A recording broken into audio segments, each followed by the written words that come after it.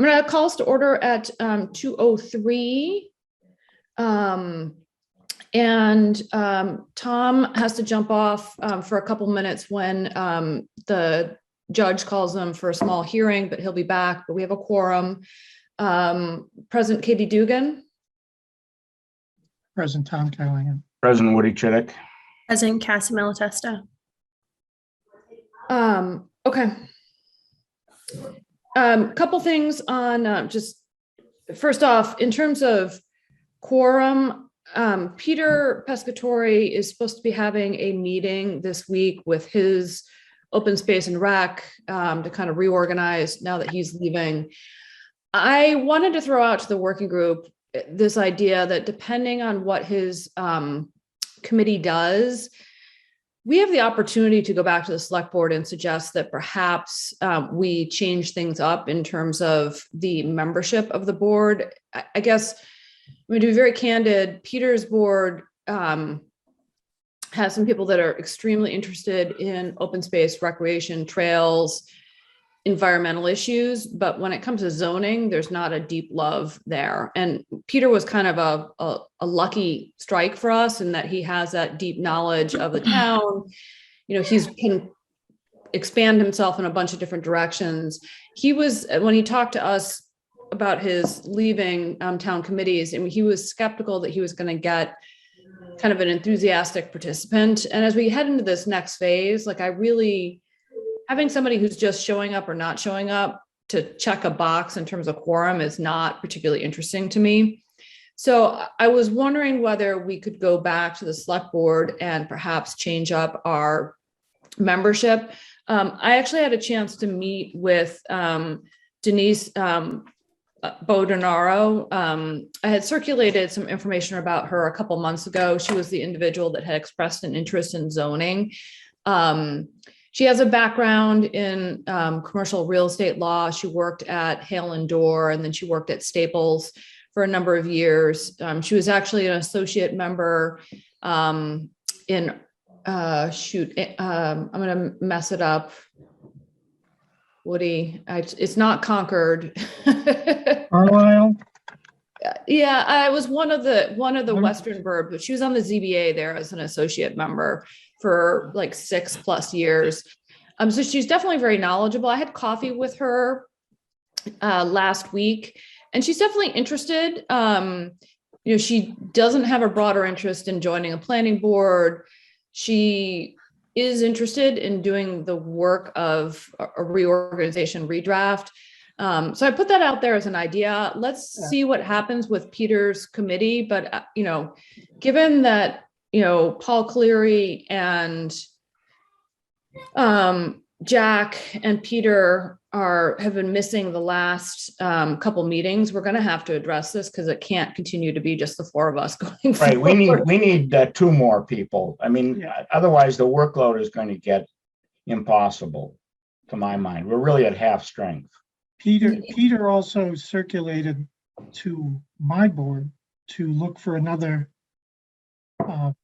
a volunteer to go on be the planning board's rep to the open space committee, because Eric is not running for re-election. There is rumor that Paul may not run for re-election, which would then also, if he does not, would take him off this committee, at least as a planning board representative. So we could see if he's interested to continue as a citizen member. But I think we just need to say to the select, you know, we just need to appoint some citizen members at this point, not worry about what board they are, or maybe if they're on a board. Right. I mean, they've got to be willing to do the work, and to not show up or to show up and sit there. Yeah, but we're going to be, we're potentially facing two, you know, a real and a full member and associate member vacancy on the planning board with no one seeming to be interested in running. Well, actually there is. Deirdre Hobson, I signed her papers the other day. Oh. She lives on Howe Road. I think her husband is Peter. You may or may not know. Oh, yeah. Okay. Yeah. But Deirdre is running. Good. That's something. That's one. One but, on you your know, the open space has got to worry about, because Peter did so much of the quarterbacking for the plan and making sure, you know, we had an agenda to things to try to promote each year under the plan.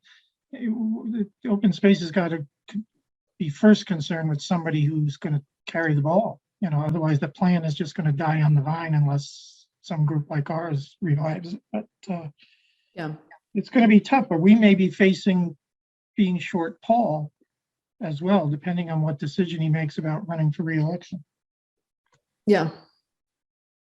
Well, let's put it this way. I think by the end of the month, we have to have a vision of what we want for our working group. I actually like the citizen at large play to add to our strength. It would allow us to target people who have a specific skill set that may not exist on the boards. And listen, if there's somebody that, I don't know, is raising their hand off of Concom or somewhere else that has an interest, we're going to be opening up the charge anyway. So would anybody else like to? Katie, what about someone like Jack Buckley, who isn't technically open space, but has, the background and kind of qualifications and, passion for the town? On zoning or on open space? I think kind of a liaison for zoning, but has an environmental background in Cohasset. I don't quite understand. It sounds like open space. He would be excellent at. But he's not on open space now. Yeah, Well, it could be if people are getting off. Yeah, I mean, he could raise his yeah. hand on. He could raise his hand and be on open space, if he so chose. Yeah. Yeah. Nothing against Jack, but I mean, I think he's got exquisite experience in water and environmental matters, which speaks to open space to me. I guess maybe what would be helpful is perhaps if we put together like a short description of the skill sets that might be helpful to our working group. And I'm happy to go to Chris Senior and talk to him about opening our charge and potentially calling for 2 citizens at large. We already have one person who's potentially interested, this woman, Denise, and I'm happy to introduce her to you, Woody, if you wanted to reach out to her. Would you like that? Okay. Yeah. Cassie, how about you? Sure. All right. All right. Did you meet with her in person or via Zoom? I met with her in person. Yeah. We met at French Memories. Well, I was thinking the same thing. Maybe just get a cup of coffee and talk to her at French Memories. Yep. I think that would be great. I think she's out of town. Perhaps, I know she was headed to Hilton Head when I met with her. So she may not be back for another week or 2, but if I make the introduction now, perhaps people can get it on their calendar. We set it up. Yeah. Yeah, exactly. So I'll make that introduction, and I will also talk to Chris Senior. Woody, do you mind drafting up just like literally some quick bullet points on kind of skill sets that could be, or mindsets that are going to be helpful if we're going to open this up? We'll want a description. Okay. I'm also open to suggestions from Cassie. I know she's got suggestions, and you. So yeah, I'll do it. But if you want to, something pops into your head. Yeah. I will. So I am a citizen at large, right? That's my. You're a citizen at large on master plan implementation, and then you're a liaison from master plan implementation. That's yeah. Citizen at large is a great way to collect up people who perhaps don't want to sit on the main committee, but have an interest in a specific topic. So it's been something that we've done on other working groups like Elm Street Corridor, where Mike Sardina, who has a background in landscape architecture, has really and was very interested in that particular project. So you can kind of target people versus sometimes open space, depending on people's interest, is a little too broad. So Cassie, why don't you and I shoot some thoughts to Woody around the type of individual contributor that we're looking for? Sorry, so I think I'm just Is this for the open space position and then a liaison to the zoning working group, or? No, so we're sort of recreating Just- ourselves. So set It's aside. just the zoning working group. Just the zoning? Working group. Okay, I think our play is to go back to Chris and say, we no longer want a liaison from open space. I see. Okay, And instead, we'd rather have two citizen at large's positions and fill those. And if Paul Cleary is not going to run, I think that the planning board's going to struggle to nominate two people. So we'll have to sort of cross that bridge, whether they can honestly have two people from their group. I'd like to keep it at two, but if Paul Cleary isn't going to run or Paul Cleary isn't going to show to meetings, ultimately they need to solve that from the planning board perspective. But I think the first one is sort of getting a better solution in terms of skill set and attendance in terms of two citizens at large. and do you guys think that we should try to fill gaps? I mean, so Peter's background, I guess, was kind of open space and Paul's was real estate planning board, but do you want to try to find similar roles, or we're just casting a wide net? I don't. Okay, I would rather have two people who've got the time and who are analytical and Yeah. are not coming in with a big bias one way or Right. another. yep, But they've really got to be analytical and got to be willing to put in the time. I think some committees, I don't think in Cohasset, but as a rule of thumb, you've got to show up. Some it's 90%, but really 80% of the time and participate. and have a You voice. can't Yep. just be on vacation all the time or whatever. It doesn't work. Mhm. Yeah. Okay, understood. Okay, well, so in terms of next steps, I will make the introduction to you, Tom, and the two of you and Tom to Denise, so that you guys can meet with her and just get a better sense of who she is.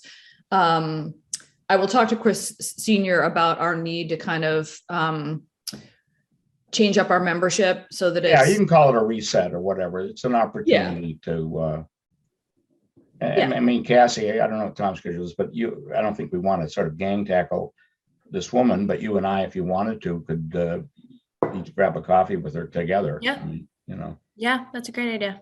yeah. And then Cassie and I'll send bullets to you, Woody, of some characteristics or some skills that would be helpful if we're going to do this reset. Here's what we're looking for in terms of help. So that's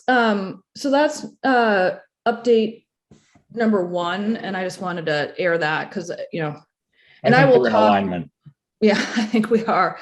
And I will also call up my good buddy, Jack Creighton, and just update him and encourage him that he needs to show up to meetings. Yeah, it's not clear what the liaison role from the select board really means. I mean, they've got a pretty full calendar, generally speaking, and I don't know whether we could or should count on Jack or anybody from the select board to do 100% of a person's work. Ultimately, it's the political capital that we want from. Oh, I'm not opposed to it, but I'm just thinking about counting on Jack, Yeah. or even if it was somebody else. I don't think we can get enough time out of them to really have it count as a full-time equivalent. No, I don't, from a work perspective, I totally agree with you, Woody, but like having Jack up to speed so that he can. Oh, yeah. It is helpful in the long term. Oh, I'm in favor of that, Katie. That's not the point. Yeah, no, I hear you. And I think we're sort of trying to balance two things. Like one is having membership that are the worker bees, which will hopefully address the citizens at large. And then we'll have some that are more helpful with the political capital piece and the longer term strategy with the town. Mm-hmm. Jack falls in that category. Don, did you win? It was a hearing to approve a divorce agreement. No winners, no losers. Very fair agreement. Oh. Happy couple. They actually Amicable? still live together. So Wow. By choice? By choice, yeah. Well, one of them's in a car, Cassie, out Yeah. in the driveway, but. Actually, yeah, the husband was doing his Zoom from his car, so maybe they've Uh-oh, had uh-oh. something else has gone on. Hey, apropos, right, we should Well, move on. thank you but- for indulging me for having to do that. That came up unexpected when I said I was okay for today's date, so. Yeah. Okay. No worries. Is Carrie running or not running for select board? Because I know Lappin, Helen Lee Blappin and Jack are both running, and there's only Yeah. one position, which is Jack's. At Jack, this point. Jack said to me at the dump that he suspected, and he's probably true, that Helene would not run against Kerry if she was running. The rumor is she's not, but she hasn't made a definitive decision that I Okay. understand, but Kerry. Because that may be another void we're gonna have to, we can't do Well, anything about it, but I mean, Yeah, keep in mind. Helene will be, I think, again, I agree that I don't think Helene would run against Kerry, just in the dynamics of the town committee, but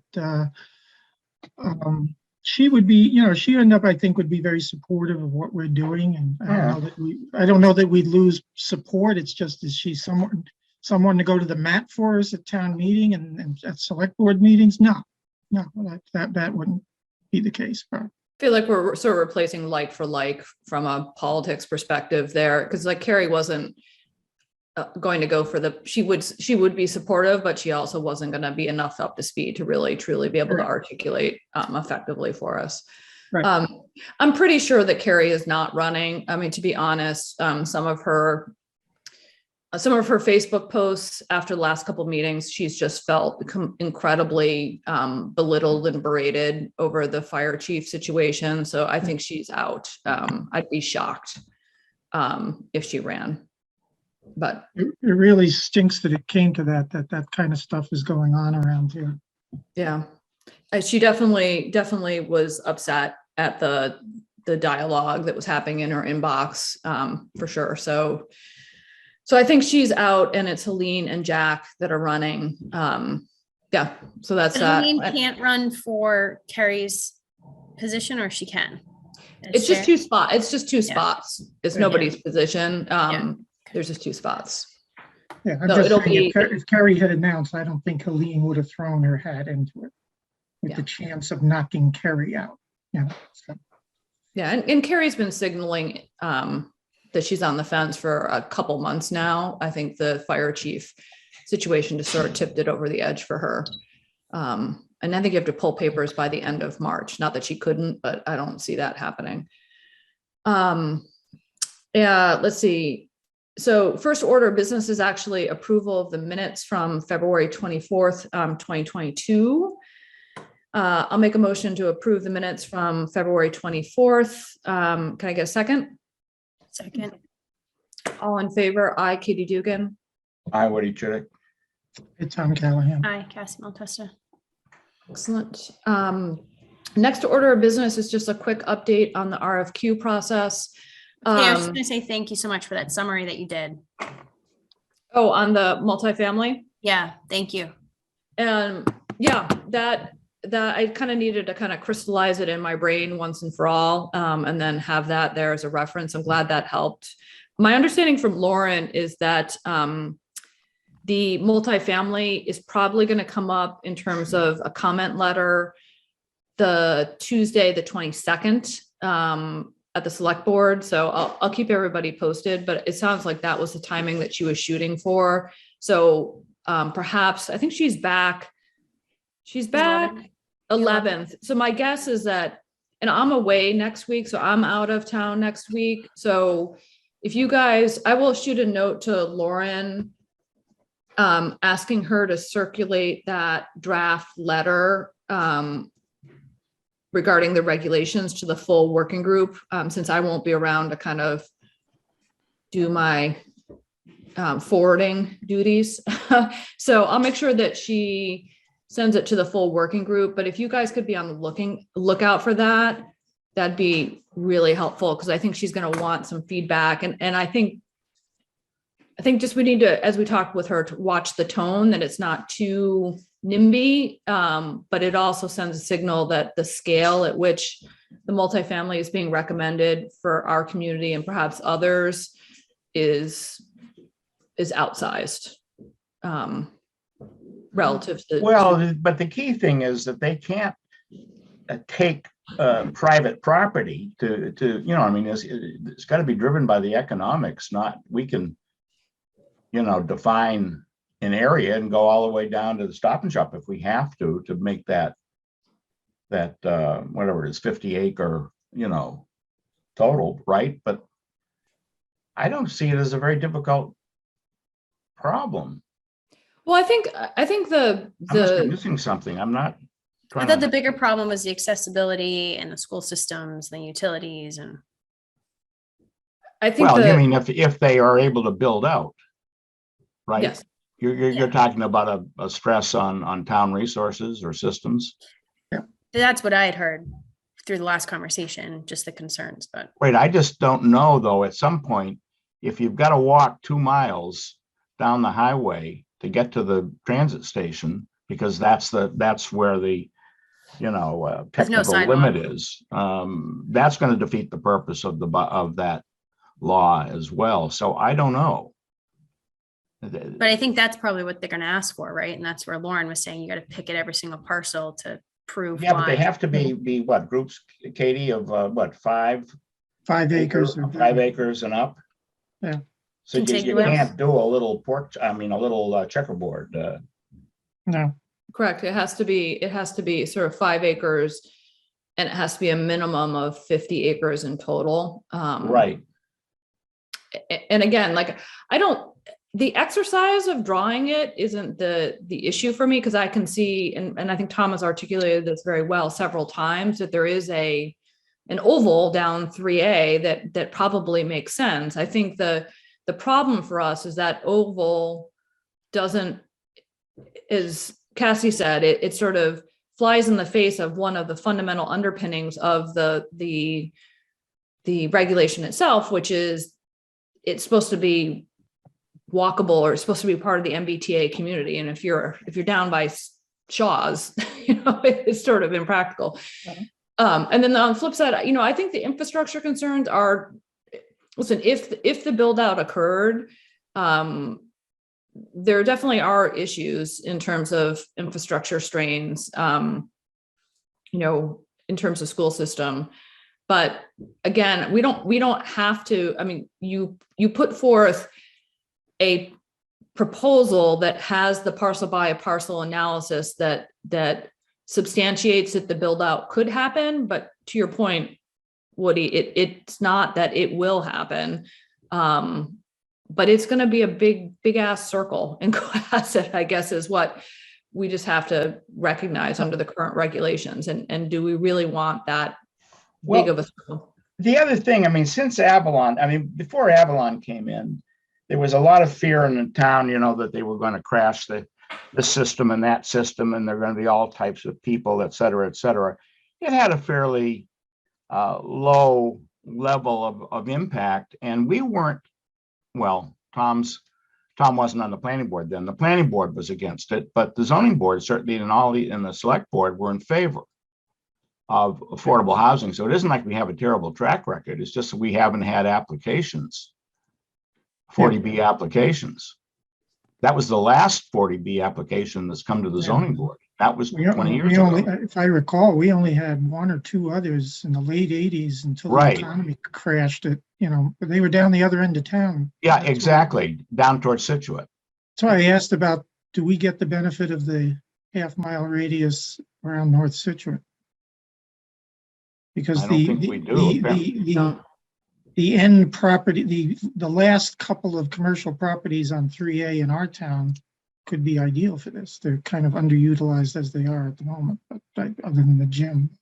Yeah, you don't get any benefit of crossing borders. Like their station doesn't cross into ours, and our station doesn't cross into Hingham. So it's. But has there been some flaw in 40B that has failed to facilitate affordable housing? I mean, I don't.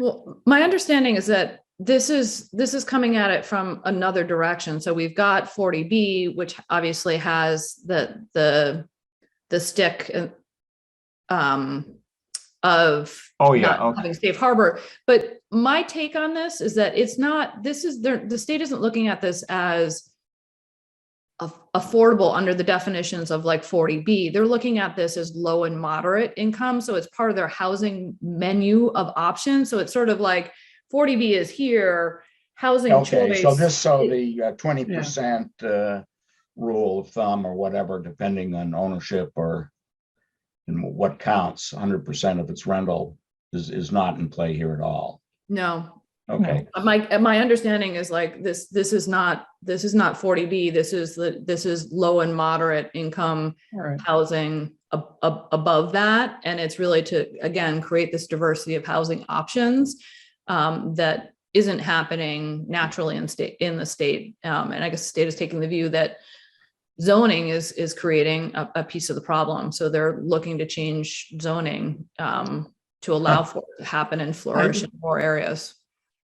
They have to be having some problem with 40B because they're also, I think in this regulation, they're taking away, or are they making it very expensive to appeal a decision, a 40B decision? I think they're requiring a $50,000 bond for anybody who wants to file an appeal. So they obviously, with the appeal process or whatever, they have a problem where 40B hasn't done everything they wanted it to do. Now it's what, 40 years old now? Something like that, or even older. Oh, It might even, be older. yeah, at least that old. Yeah, but Did Lauren say that we do reach out for the request for those funds, the grants that would be reneged if we didn't move forward with it? So the first one, housing choice, doesn't apply to us. The second one, she didn't know, but MassWorks, we absolutely have. MassWorks, yeah. Basically every cycle we've been applying for a MassWorks grant. Now, the irony is that, to my knowledge, we haven't gotten a MassWorks grant yet, but we want them. Like we've had some projects that we think really could have met the criteria, but again, it's competitive grant cycles. But yeah, we're going to keep on trying for MassWorks grants. They're big. They're $1 million plus. It's money that Cohasset could use. So that grant category is definitely one that we would not want cut off from us necessarily. I'll tell you this really, I mean, I'm certainly not opposed to diversity. I think we need that in the town, but this is a classic, in my estimation, feel-good exercise that's going to result in zilch, most likely, unless you're an urban or semi-urban community, which we are not. I was talking to the Norwell planner some 6 months ago, and he said that there's they've got, of course, a lot of open space. He said, but it is primarily a 3-mile walk into the village center, what they have, and there are no sidewalks. Yeah. And he was saying we can't meet any quotas because it's impractical. People don't want to, it's not safe even. Right. Have them walk down a road, a country road.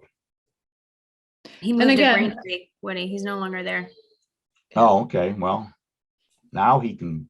More, Get to work. more of an urban feel. Woody, do you recall how big Avalon was? How big its site was? Yeah, 60 acres, of which a lot of it was wetlands and Wampatuck backed into Yeah, that. I'm just thinking out loud. Actually, a piece of the trail from across from the Stop and Shop actually kind of transects Avalon's property, and they were quite willing to leave it as open, undeveloped. Yeah. But the 60 acres wasn't all buildable. Let me put it that way, Tom. I don't know. Right. Yeah. No. I was just trying to compare what it would be with this 15 units per acre density that the state wants. Avalon's not even close to that. So whatever would be built would be far denser. But I pointed out that the property on Situate Hill could yield 120 units. And if we were to encourage something like that, and we were able to count Avalon towards, obviously it has to come down from the 750 unit requirement. We might get through this relatively unscathed. Could we absorb at a 120 unit complex if we had to? We might be able to, but they obviously have to change the number limits. It can't be 750, and it's got to allow us to count units that are already. Yeah. That already exist. Yeah. And I mean, then you think about the other properties, close to the station, the hardware store site, is it possible? I don't think Frank Williams is 5 acres. And the other giant piece of property that's close to the station is the golf course. And are they ever going to redevelop? But that'll come down to an economic decision to the members of the golf club if it's better to maintain a golf I club. think not in our lifetime. It's Yeah, been there no, for but- 130 years. It's not. Yeah. But It's I not think going anywhere. that Situate Hill property could be something that, Sanctuary Pond, but see, these are all developed or wetlands. That's, there's almost every one of those pieces of property. Well, maybe not Hingham Lumber has a strip, but all those properties have wetlands on them. Yep. Yeah. The whole 3A corridor has wetlands intermixed in it for sure. Okay. Anyway, we're not going to solve that part. No, we're not going to solve it. I guess my only point was next week while I'm away, if you can stay on the lookout for a draft letter from Lauren, and I'll make sure that she gets it to the full working group because she's likely to bring it to select board on the 22nd. And what's the gist of it going to be? The message. Well, I think her gist is going to be lower the 750. Have a conversation with communities about how far we should be extending it past the half-mile radius if this duality between the goal of keeping it walkable and having and meeting a certain minimum size requirement. And beyond that, I'm not sure what else she's going to include in it. Again, I think right now she's trying to bring down the levels, not reject the premises of the regulation, right. Bring down the levels. Sort of Yeah, we can't be dinged if in completing our homework, you have to go 1.5 miles or 1.25 miles. It's not our fault if there aren't 5-acre parcels available. Yeah, it's sort of, and I think that's part of what hopefully she'll include is like an analysis of like within the half-mile radius, 10% of it's actually Hingham territory, 20% of it is wetlands. There's another 50% that's just right now open space between Wampatuck and the golf course. And then when you look at the remaining developable land, there's only 2 5-acre plus parcels. She's hopefully will sort of create the narrative that shows that based on a community like ours, there's not, without significantly extending it 1.5 miles plus, you may not achieve the objectives that are in the middle. They're basically saying you don't count an already developed parcel, or is that correct? Hingham Lumber is using pretty much all its land. It's a lot of it. You can count an already developed parcel. Well, you would just have to change the zoning so that it could be redevelopment. So if you wanted to count Hingham Lumber as a potential redevelopment parcel, I think you could do that. You could rezone it. Right.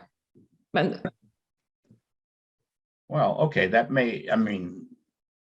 presumably Hingham Lumber, again, is a business that's thriving and been around for 80 years. I doubt that we're going to, I don't know. What do I know? It might have a greater use of value, but as a housing property, there's nothing that compels that redevelopment except economics of the situation and the zoning opportunity. So, Okay. On the RFQ update, so everybody saw my email from last week. We had two bidders. We had two fish on the hook. One escaped. We have one bidder, Stantec. Michelle circulated to the interview committee a link to all of the materials, Tom. So that's in your inbox. So the goal of the interview committee, and Woody, I'm happy to send you highlights once I open that link. But the goal is to read all of the materials that Stantec submitted. We're actually having a meeting to review the materials and discuss interview questions at 3:30 on Tuesday, the 22nd. So if you guys could mark your calendars for that. It's nice that they put in there, Katie, is in their case studies or relative projects, they put the project cost. Oh, did they? Yeah. Okay. I literally have not popped it up, so you've obviously taken a peek. Yeah, I'm excited. Okay. So the goal next week, Tom, Cassie, and I'll make sure that Jack and Amy and John Hallen understand this, is to read those materials, evaluate them, and then we'll discuss them on the 22nd at 3:30. Next up is the redraft and reorganization.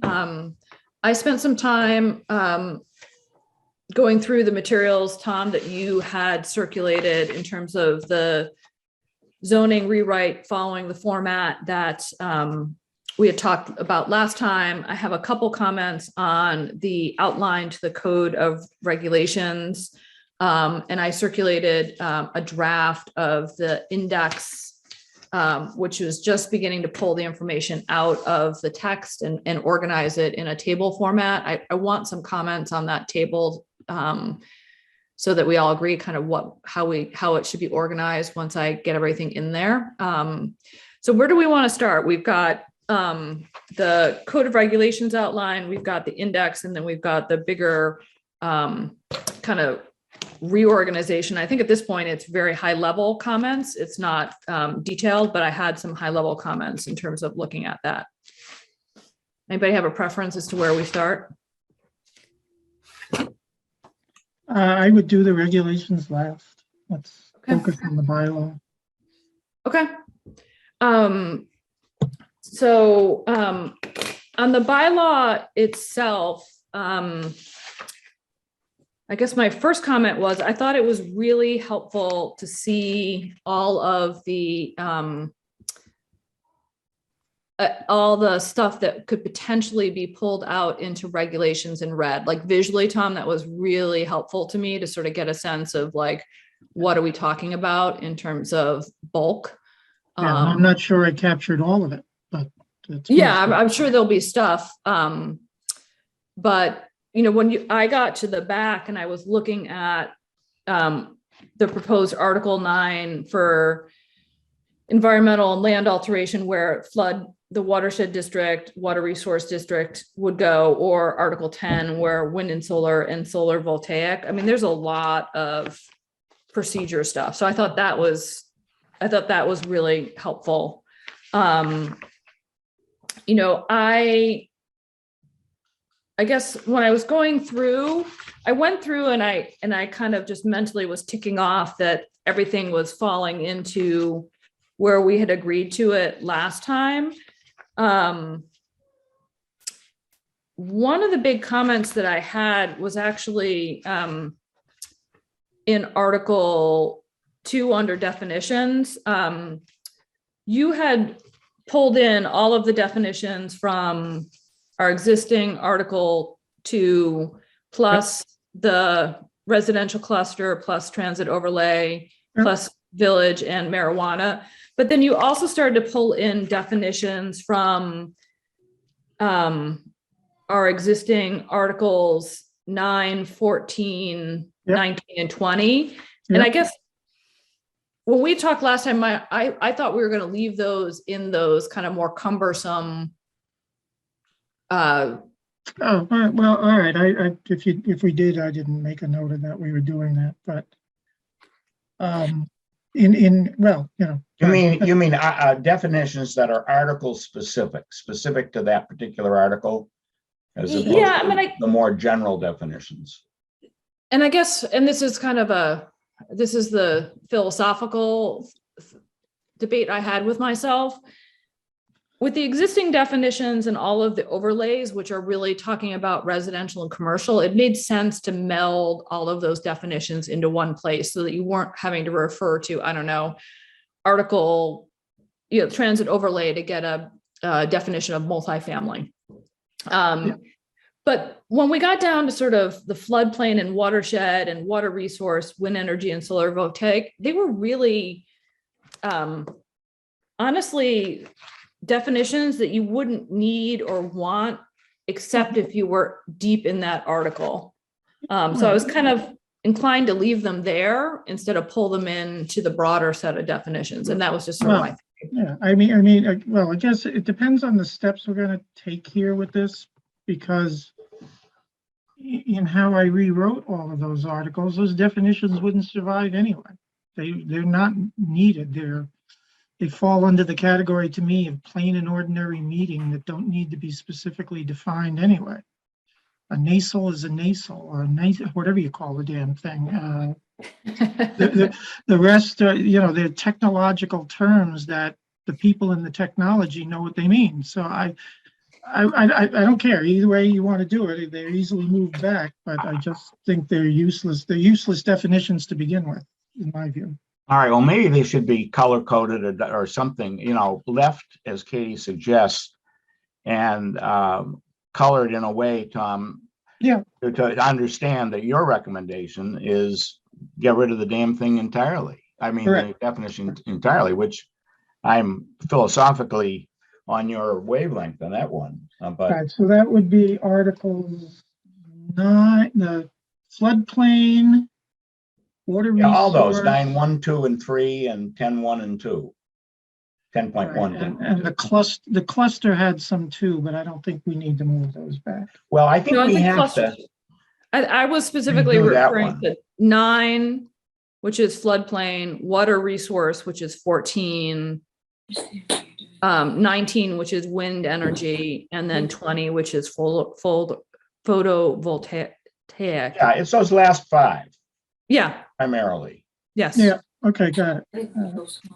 Yeah, no, you're right, Tom. I'm looking at, I think it's Article 10 right now. There's a definition of consumer. A person who is at least 21 years of age. In Article 10? Holy God. Oh, sorry, Article 20. Sorry, Article 20. Okay, I was going to say the things I don't know. Yeah, no, but a definition of consumer is not. I don't think that moves the ball ahead. No. And Article 20 is a photovoltaic. Yes. And they're presumptuous enough to start defining consumer. Yeah. Those articles were drafted without any regard to the existing bylaw, how they fit in, and they were really like truly standalone exercises. But whatever. All right. So I made a note of that to move those back. I will color code them though. I might not necessarily integrate them and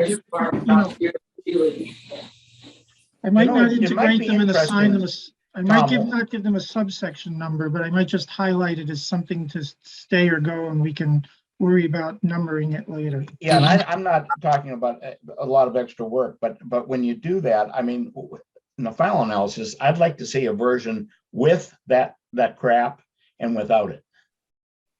I mean, the way we would probably ideally like to see it, which is to completely eliminate some of that stuff, or move it into regulations of some between you all, I've already started on working on all of the proposed changes I would suggest into this format, this article format. But anyway, I hear what you're saying. I'm making a note about all that. So I love for now, I would feel more comfortable with the color coding where again, the red text was super helpful because I could visually sort of scan through and say, oh yeah, this percentage of stuff is going away. Or regulations or whatever. Well, Tom's got the red in his regulations. And then I found that very helpful as well. Yeah. Hey, Jack. Good to see Hi. you. Hi, how are you? Sorry, I'm a little late, That's more okay. than a little late. Your ears were burning. So yeah, so when you pull those definitions back into relegate them to the back of the document again, let's Yeah. color code the ones that we think are superfluous, like consumer.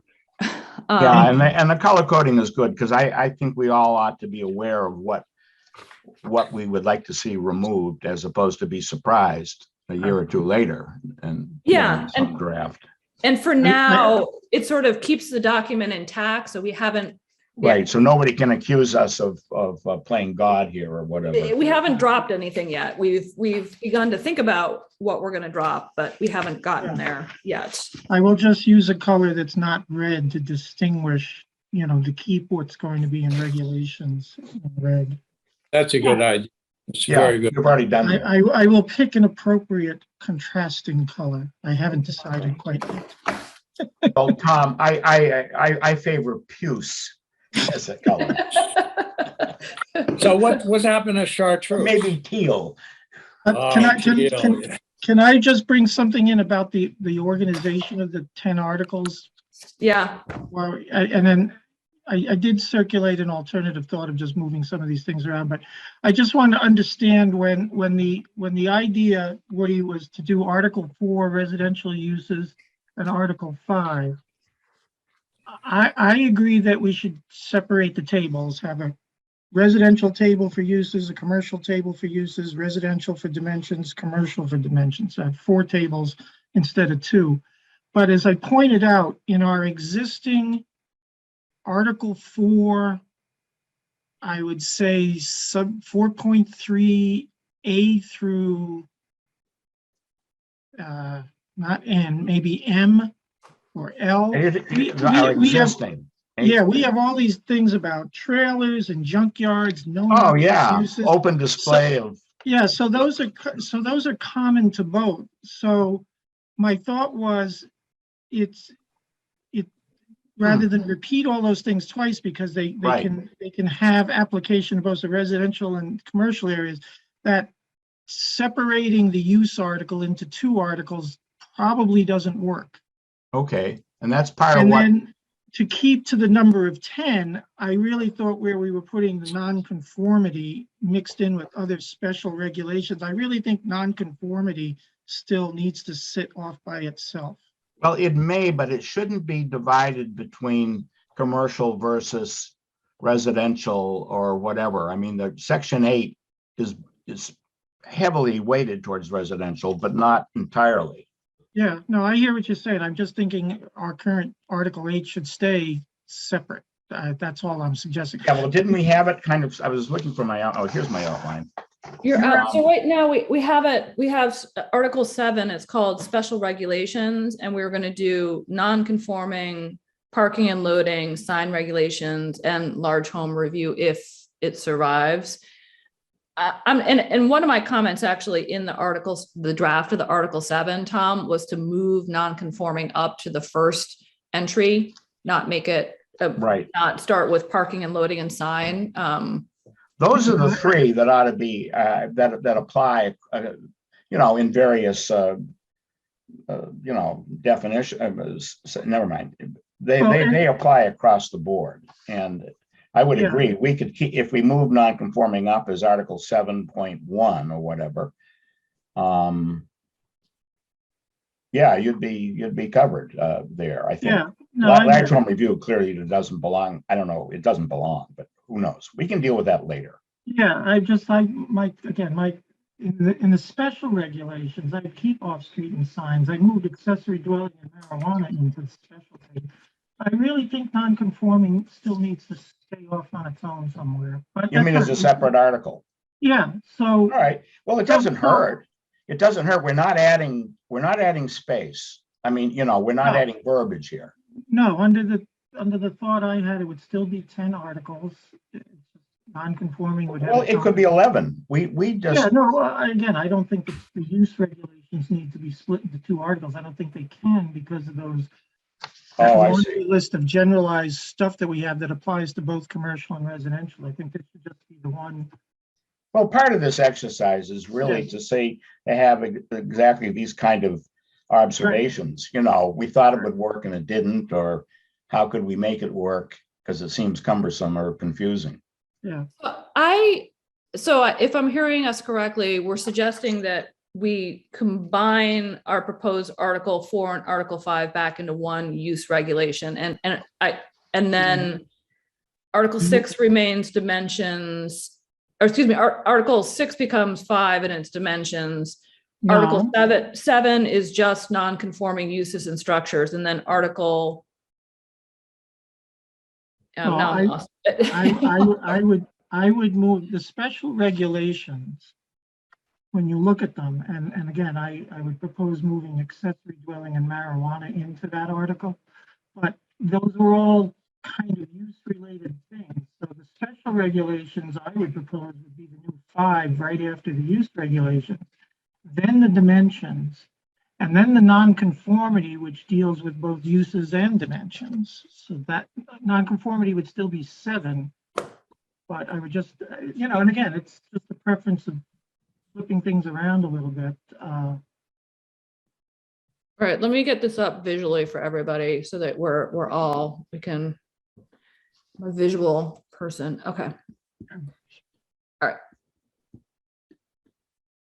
So we're suggesting that there's an article which is just use regulations. Correct. And the only reason dictating that is that we are carrying over a lot of provisions, the so-called additional use regulations that apply to both residential and commercial. Okay.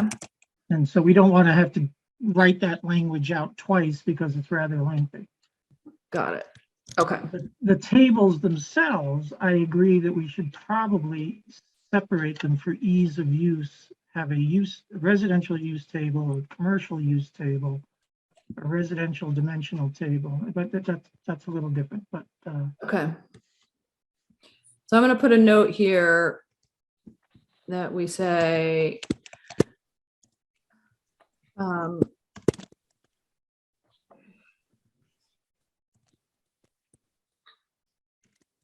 Where's my? separate table into residential and business. Okay.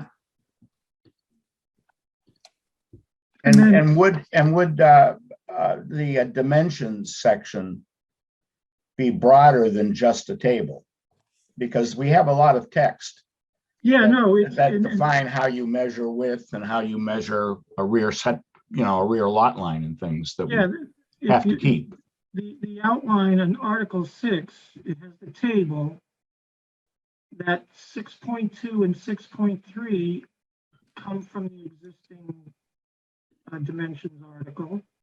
And then 6.4 is just taking the notes to the table and putting them in a section for the moment, because that was suggested that they get off the table. So they've been just moved for the moment to section 6.4. So everything that's in the current dimensions article, with the exception of large home review, is still all together in this proposed dimensions article. Large home review has been moved to a special regulation.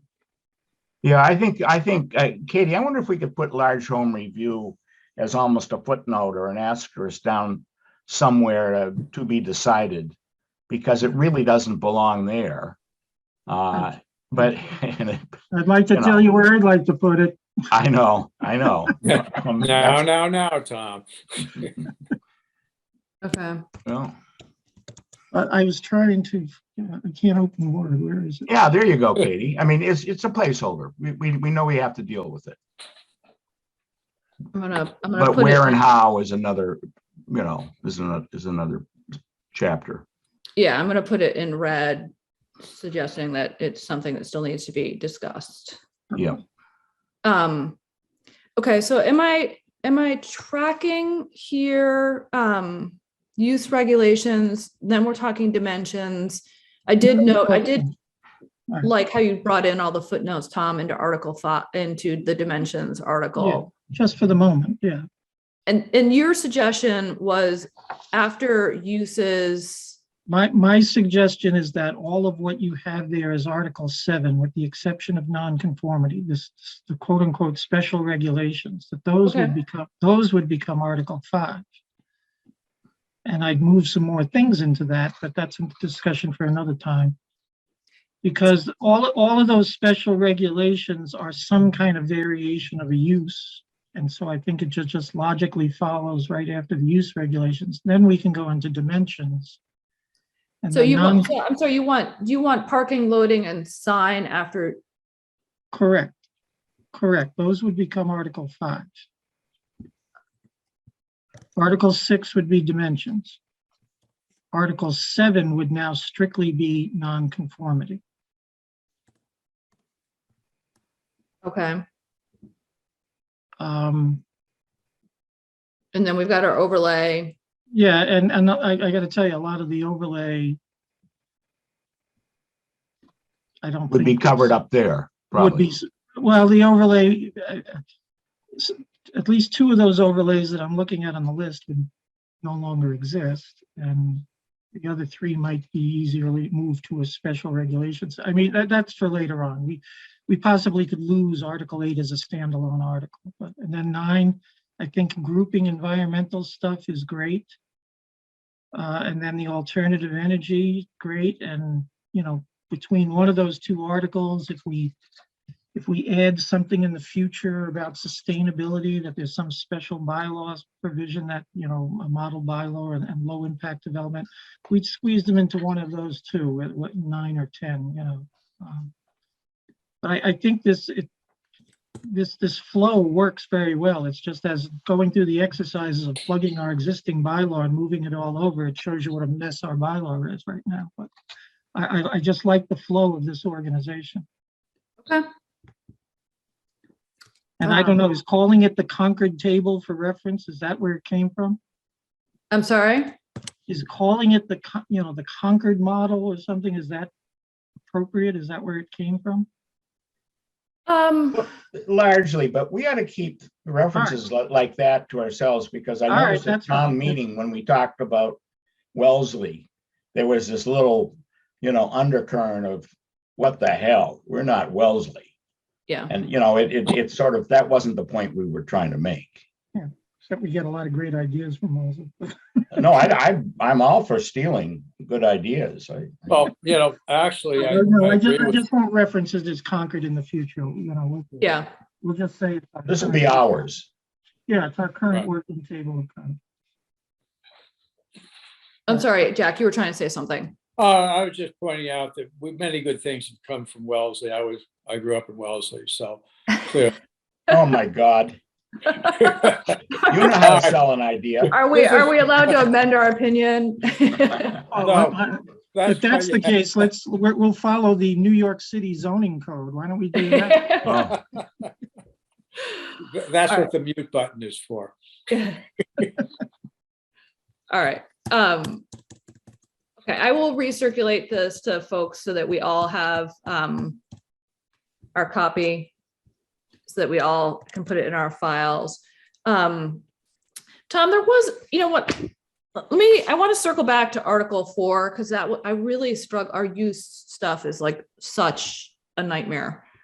But I wanted to get through the rest of my comments first before we delved into the rat's nest that is use. Yep. Let me bring up the other document again.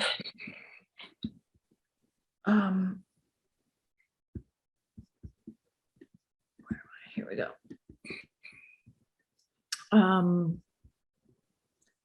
So this is the dimensions. I thought it actually, when you started bringing in 6.4 all the notes, it made a lot of sense to pull them out of the footnotes on the table. I guess my only comment was, is there a way to sort of organize these? Because with subheaders, because it sort of feels just like a laundry list, which is what it is, but it is, and that's why I wasn't editing anything, but like in the rewrite I did, a lot of this are either moved, gone, put somewhere else where they logically should go. So right now it's just there to show the laundry list that we have.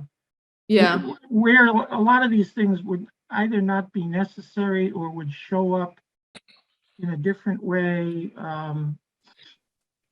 I'd have to look at, see how I organize these, but this was simply just an exercise to pull them out of the table and just plop them someplace so you could see them.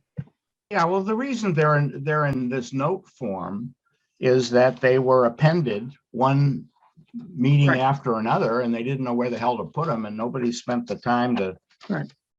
rewrite, you know what I mean? Yeah, I mean, I know I've spent the time to do that. I just don't know how I did it at this point. So this is just so you see what they are. okay. Yeah. Woody's exactly right. They got added on as, okay, where do we put this one? Well, Yeah, that's a story of our bylaws. Well, and I was just wondering, like, for like a start, could we do something like do BB, BB, Yeah, I think, like I mean, business and sort of, and then have another section, which is, let me make a note for that. So when I went through, there was like a whole bunch that were related to DB, VB, waterfront business. There were a couple that were residential, then there were a couple that were highway Right. business and light industrial. And even if we just like Yeah. honestly re-swizzled them and put like a subheader, Yeah. would make I'll do more that. sense. Oh, absolutely. Without changing the text of anything, I'll just. group them. Exactly, just I'll just group them everywhere and then just make a, like I've done with, elsewhere, make a header. note on the side about where it originally comes from in our existing bylaw. Yeah. And again, like this is where, instead of just our bylaws just list things without kind of grouping them and then creating subheaders. So that was my I mean, comment. Katie, I will just make one comment, like when you are reading through your specific district, regardless, you're not usually looking through the bylaw at groups like that. Like you're basically going to whatever district, pertains to you and then seeing the footnote. So the rest just become kind of background, like you're just going there specifically for your district. So, I mean, I think the organization makes sense, but the laundry list is kind of there. It is what it is. And as you read it's not as confusing when it pertains to you when you're looking for the actual information, I guess is what I'm saying. Because you're just looking for your exact footnote based on your district. Yeah. Yeah, It's just like I said, I think a lot of it can be dealt with in the tables themselves or somewhere else in a definition of a district. Yeah, or just plain old definitions. Yeah. I mean, some of these are really definitional. Yeah. All I'm saying is that I know that it seems like a long list, but there's only a couple footnotes per your district. So then it's easy. You just go to the actual footnote. I see what you're saying, Cassie. I think as a first start, let's just organize the footnotes. And then I think Woody and Tom have a good point, which is some of this is going to move elsewhere out of the laundry list that was our footnotes to the table. I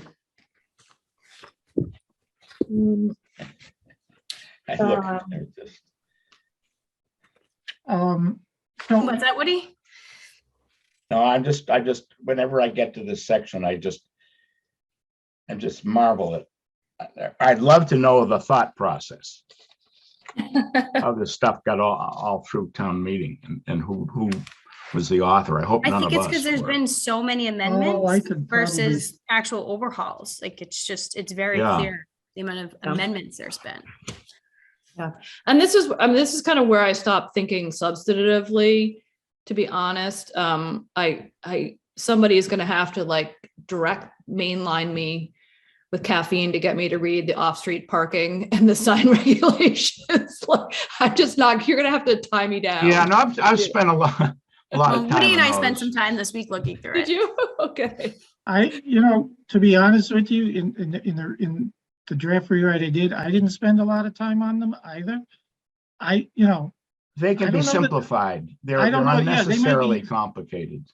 Yeah, the sign list is a laundry list of every conceivable sign you could create. Banners and balloons. Maybe that needs to be shortened, but there wasn't in there anything that jumped out at change. The only thing in the parking is the policy we put in for this Situate Hill project of how we're measuring commercial square footage relative to how many spaces they need, and, take that from policy and plug it back in here. But I didn't see a lot of substantive changes. They're long, but they're long in every friggin' town. They're just Yeah, well, I mean, ridiculous. but they all could stand some editing. I know Yeah. that there are, I think, 3 places somewhere in the town, in the bylaws that deal with illuminated signs. We just passed one there, a primary one, but they pop up 2 other places, I believe. I And think in definitions. well, maybe definitions and whatever. If you're not aware of that, it's just amazing, remarkable to me. I'm not, it's not a complaint, but I mean, I think there is some amalgamation that could go on, or Yeah. some. There's a lot of places where this can be shortened, like the wind and solar ones are obnoxiously long. When the things that I've highlighted in red that would go to regulations, they're not going to get rewritten like that. They're longer, they're way too long and complicated and unnecessarily so. But we just have to take the time of going through it, and do. Well, that brings up another point. We can shuffle the deck a lot and get a lot of insights, but we're probably a month away, 6 weeks away from getting a consultant. I don't want to go too far down any road without taking advantage of whatever skill sets the individuals have, under the presumption that we select the one.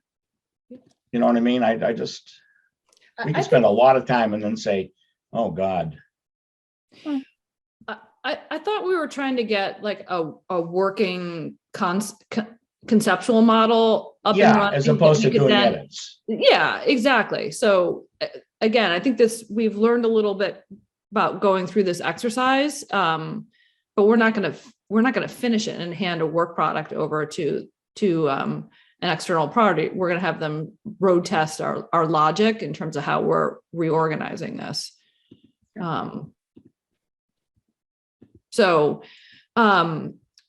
there any other comments on sort of signs and parking? I heard your comment, Woody, about there being some duplicative or overlap. Oh yeah, but that'll come in time. I mean, I've made a bit of a list myself, because it's maddening, and there are things that we just don't understand. I, in fact, had a phone, I don't know, maybe this is not apropos, but I had a phone call this morning from my son-in-law, John, who's an architect, and asked, well, why is the rear lot line in RB for a single family house different from all the other rear lot line table, the 30-foot rear lot line in RB? I think he said it's 20 feet. And it's 30 feet in all the other districts. And I said, for God's sakes, I never even noticed that. After all my years, I have no earthly idea. I mean, it was, again, put in. We were looking at the FAR, we did those diagrams, and it was a little confusing because you would think it'd be the same. Yeah. That's a good point. I remember that. Yeah, so, I mean, it's just that there's stuff here. And of course, we'll get at it, in due time, but. Yeah. So my biggest concern. I know is accessory uses. My biggest concern was really uses, because even if you combined Article 4 and Article 5, it was just so disorganized in terms of, like, this to me was a kind of additional use regulations. You hop from open display of junk to trailers and mobile homes to one family dwellings to enclosure uses, which applies to all districts, to lighting, lights, parking, and then it goes roads on, and ways. It goes on, and then you've got K, randomly is bed and breakfast, and then you've got apartments in downtown village business. And as I read this, I'm like, Jesus Christ, this is like throwing everything in there, and I didn't know how to unscramble or organize the fruit salad. So I don't know if anybody, when looking at this, we're sort of struck at an easy way to kind of begin to organize existing text into logical groupings. So So in what I put together, some of this, like K and L, you just pointed out about apartments and stuff. They may go, and they may go and just be, bed and breakfast is going to be a defined term. And then on the table of uses, it's going to say where you can have one and where you can't. That's all it needs. I don't think it needs this K. I don't think L is necessarily needed too in the same way. But I'll tell you, in the rewrite, I left everything the way it was. Well, no, as you should have, as you should. Because, as separate sections as they are now, today they're 4.3 A through K or L or M here. They were just renumbered, but can they be regrouped or in the order that they appear? Possibly, but some of them, no noxious uses. Well, that's for everybody. No trailers, that's for everybody. It is sort of a mishmash of miscellaneous topics, but unless, I don't know where else we do it unless we put it in the table itself and then make them, define terms. See, some of that stuff is what I'm advocating with. Let's hold on that stuff. We know Okay. we know it needs fixing, but if the logic holds, and there may still need to be a little bit more tweaking in terms of the overall flow or logic, then I think I've we're- always we're really ready to liked go. your idea of adding, I don't know how you word it, but providing some discretion at the ZBA level for variances based on the type of use. Oh, yeah. It's like an overarching footnote for everything, but Exactly. instead of making like a mom and pop type retail go to ZBA for a crazy variance and fight it, it could just be. Yeah, you know what? I took the long way home from Uxbridge Court the other day and moseyed through the countryside, and I'm actually But I love ridiculous that. enough. That's how you get inspired by other towns. Yes, I that's love how that. that's when I have time to think about stupid stuff like this. Yeah. If we simplify the definitions of the uses and we don't micromanage specific Mhm. types of retail, but have a broad category of retail, you won't need a use variance in this town, ever. We keep that provision on the books to allow the possibility for it and the use special permit, but you really probably will not need that if we create a broad category. If we want to do what we do today, which I thought we were getting away from, is this exhaustive lists of micromanaging different types of retail, like whatever happened with the veterinary thing on 3A. It was the difference between a hospital and a kennel or whatever. And we still don't have a definition of kennel, so we could merge all those together. Yeah. So I think when in the rewrite, the idea is to address all that, but to greatly simplify, in my view, the uses that are applicable to commercial properties. Residential won't change much, but Yeah. because we're in a position, especially if we're also forced to do apartments on 3A and take away some of our commercial. We all know this. We're a beggars can't be choosers town. We don't have the luxury of picking and choosing what kind of commercial development comes here, because of a lot of it is never going to come here based on where we're located. So, I think my own view is we have to be very flexible and just say, okay, retail is allowed here. I don't, Right. The other thing about that list, Katie, is that it's a lot of the things that we want to prohibit in town, the kind of uses we want to prohibit that we will continue to want to prohibit. Yeah. And so that's why I think, as much of it a laundry list as it is, we might have to still say some of that specifically in some way. But Tom, the special permit wouldn't be removed, such in districts like the Village Business District. Well, So it still would have some discretion, some voting. yeah, in the village, but like, for example, the use variance thing that we brought back, Woody, correct me if I'm wrong, it says, if a use is not listed, you can apply for a special permit. If a use is prohibited, you can apply for a variance. Right. Correct. If you use on the three, again, I think for the harbor and for the village, given their locations, we should make every bit of development subject to a special permit. But on 3A, for example, if we have a broad category that retail is allowed, or manufacturing or distribution, I don't think we should split hairs of listing what you can do and what you can't, other than the specific things we're prohibiting, like fast food and adult stuff. and noxious stuff and that kind of thing. But otherwise, so if you keep a broad category of retail or manufacturing, the applicant doesn't have to get into a special permit of a variance because you already have a broad definition that will allow a wide range of uses.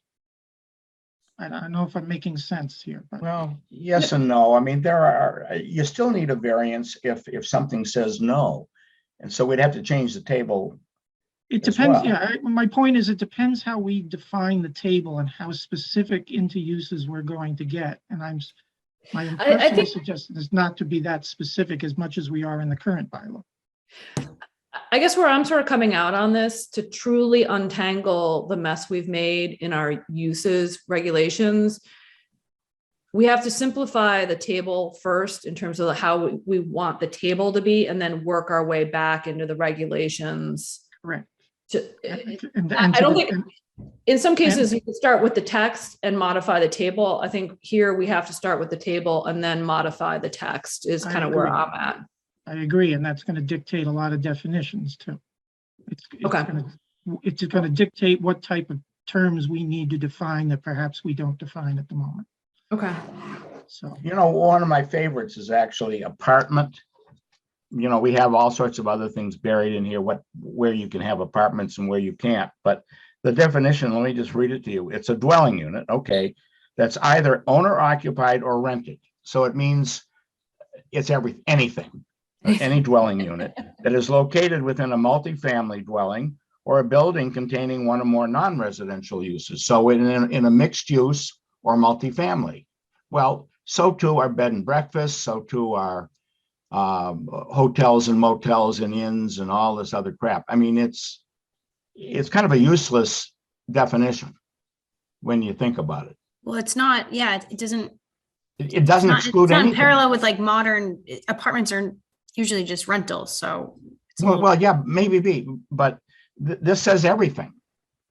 Yeah, which doesn't Everything, any unit that's really stack up to how we two or explain more apartments today. is an apartment. I mean, it's just begs fixing. well, Okay. again, well, all right, well, Anyway, I'm not that's. sure we're not going to solve this one today, but I guess when I looked at the rewrite, one of my biggest observation was like a lot of it flowed until I got to section 4 uses, and I was completely demoralized at how nonsensical it all looked. But I think by fixing the table and then working our way back to the text, we'll have a better guideline as to how to simplify it. Because right now, just by regrouping everything, it doesn't flow any better. Let's put it that way. Not that we're Katie, is expecting- our starting point with the table what Tom put together? I mean, Tom, you had a draft of, you generalized all oh, the uses. yeah, I have a draft table. So is that what we would start with the consultant? Did that go out? The Forget, table to us? I don't know how I saw it. I saw it somewhere. Yeah, it's Yep. been out. I'm happy to, I'll bring it up right now. I was looking for it. I don't know how to. And then, again, since I went through this whole, Woody, the definitions of apartments and hotels and all those things, they're there in a different way than they're written today. And we can fine tune it again, based on what we want to have in the bylaw and what we don't, what uses we want to allow and what we don't, but Well, some towns, and it's consistent with your thinking, our thinking, for instance, to deal with a transient housing as opposed to housing that goes for 6 months or a year or longer, and so on and so forth. And whether you call it a bed and breakfast or an Airbnb or a whatever the hell it may be, it's all the same. you've mentioned that before. So when I started to do definitions, I tried to address all that and say, and again, unless we look at the proposed. Oh, this table, yes. I was thinking of, dimensions, yeah. But no. We don't even need, I mean, it is kind of silly though, when you think about it, a guest house. Well, no, actually we need that because that's not for rent. It's Yeah, so. not for remuneration. Again, all of these terms, and again, when you mentioned like transient housing months ago, I thought about that. And so there's a few of them that are defined, guest group boarding. and boarding, because it kind of carries over from our existing one, but all of these terms on the left have a definition that goes with it. Yeah, And so you kind of have to look at them in tandem, but it's even They're some all- of these, yeah, but it's certainly smaller, and and then congregate care facility. Well, the definition has some subcategory, commonly used terms like nursing home, assisted living. You have to look into the definition. Lodging facility goes into the commercial lodging thing of hotel, motel, that kind of thing. Yeah. Again, you have to tie it. You have to look at the definition for it, but the overall gist of this table is to just deal with uses in broader categories than we do now. Well, this Yeah. is where it sort of really hit home for me, was on the commercial, like it's mixed use, retail, office, service, manufacturing, distribution, warehouse, graveyard, junkyard. I mean, Yeah, like this, The down ones from, at the bottom, like the graveyard, and then I think in the next page comes fast food and, yeah, marijuana. Now the marijuana retail, we regulate that in our current bylaw. We can't get rid of it. We can't prohibit it. yeah. But, we don't, our bylaw, unlike some towns that jumped on the bandwagon to prohibit adult uses, we've never jumped on that bandwagon, but we probably should. If we say that's the one kind of retail use we really do not want in town, then we list it. But all of these things, if you tie to the definitions that I wrote, all are defined. And they're moving a lot of things that are in our current set of definitions from very specific and separate ones into sort of definitions and sub-definitions that. So you have to look at this table in conjunction with the definitions at the same time. But what we have today, and I don't know, we have things about farm animals. I didn't particularly exclude farm animals because we do have a farm or two in town, but but you don't have to go into so much depth either. yeah. And then, as far as the veterinary, I'd like to think I covered it in such a way that, Oh, here we go. Keeping of farm animals, not. yeah, and I mean, Honest to God. well, But it's interesting, like next I to mean, a garden, I why guess- can't you have goat yoga going on? But Yeah, it's things do like we that. want- It's not just do milking we the want cows. goats and sheep everywhere? Do we want a Joe Tiger or whatever his name is to move into town? Well, why do we want keeping of farm animals in residential districts and prohibit them in commercial districts? My neighbors behind me have a chicken coop. I mean, that's what I assume most people, I mean, yes, maybe somebody has a sheep or a goat, but I'm assuming chickens and rabbits for the most part. We have Board of Health rules and regulations Yeah. on cloven, hooved, and other animals, farm animals. Yeah, all right, well, then maybe we say to them, is there anything in the bylaw that's inconsistent with your rules, and we can change it. Yeah. The seasonal use is because, we've wanted to make a distinction because people have raised it in litigation that the snack stand at the beach and the baseball field is not considered fast food. By the way, I don't know how Dunkin' Donuts and Starbucks get around the fast food thing, but they do, but Well, they're allowed on up in the highway. yeah, it's an exception to Okay. fast food, but it's still fast food. Oh, I see. Well, I don't know that's a how good they point. ever got permitted in the first place, but somehow a distinction was created. But some of this list of uses, like the seasonal use thing, was to address the specific thing that's been raised at different times in recent history. Some of the things that are like the parking and storage of commercial vehicles you're clicking on, that's in our thing now. Non-commercial storage of boats, I think we have a limit today about how many you can do. But a lot of these, like I said, you got to read the definition. I don't believe so, actually, but that's all right. Tom, one of my favorites is a home occupation up above. It's allowed. It's in the previous. Do you know where home occupation is allowed? It's allowed in open space district where you can't have a home. So having a home occupation in a district where homes are illegal really puzzles me. But if you go over to the far right, Yeah. No. Okay. it's just. This thing is just for fun. I mean, it's But again, yeah, amusing. I think the overarching question is this something that we want to use as a template for the consultant? I'd say yes. I think it's a great Yeah. start. And then eventually we work to either put better definitions down, as Katie said, or merge Yeah. things, or say, why are we restricting in-home childcare to 3 districts or 4? I mean, if you've got a home, you may have a pre-existing home, but I don't know why you couldn't have an in-home childcare somewhere else Well, It's- I think. under Katie- special I think permit. Go ahead. Yeah, I think to Katie's point, that's basically what the consultant should be helping Yeah. us to do this clarification and do a lot of this clerical and organizational. So we can kind of, as the voice of the community, say, well, this is what we like and this is what we don't like. I noticed I didn't specifically ban adult uses everywhere. I know. I was surprised. I'm Couple sh- I'm sh- special- I'm special shocking permit. myself. I must have overlooked that. Yes, I think it would be appalling to have that in town. but Yeah. But I guess where I was headed with this is that the clarity that I get from like a single, a couple word description in a table that's backed up by a definition is going to be much more powerful than what we've got today, which is, 100 words crammed into a little box trying to define, With asterisks and Yes. footnotes. And, Yeah. exactly. I mean, Amendments. Yeah. Yeah. marine services is another thing. You don't want to split hairs into what's a marina, what's a boat repair yard. I mean, the definition addresses that. So you have to look at the definition, but there's no reason all of that needs to be here, in this table.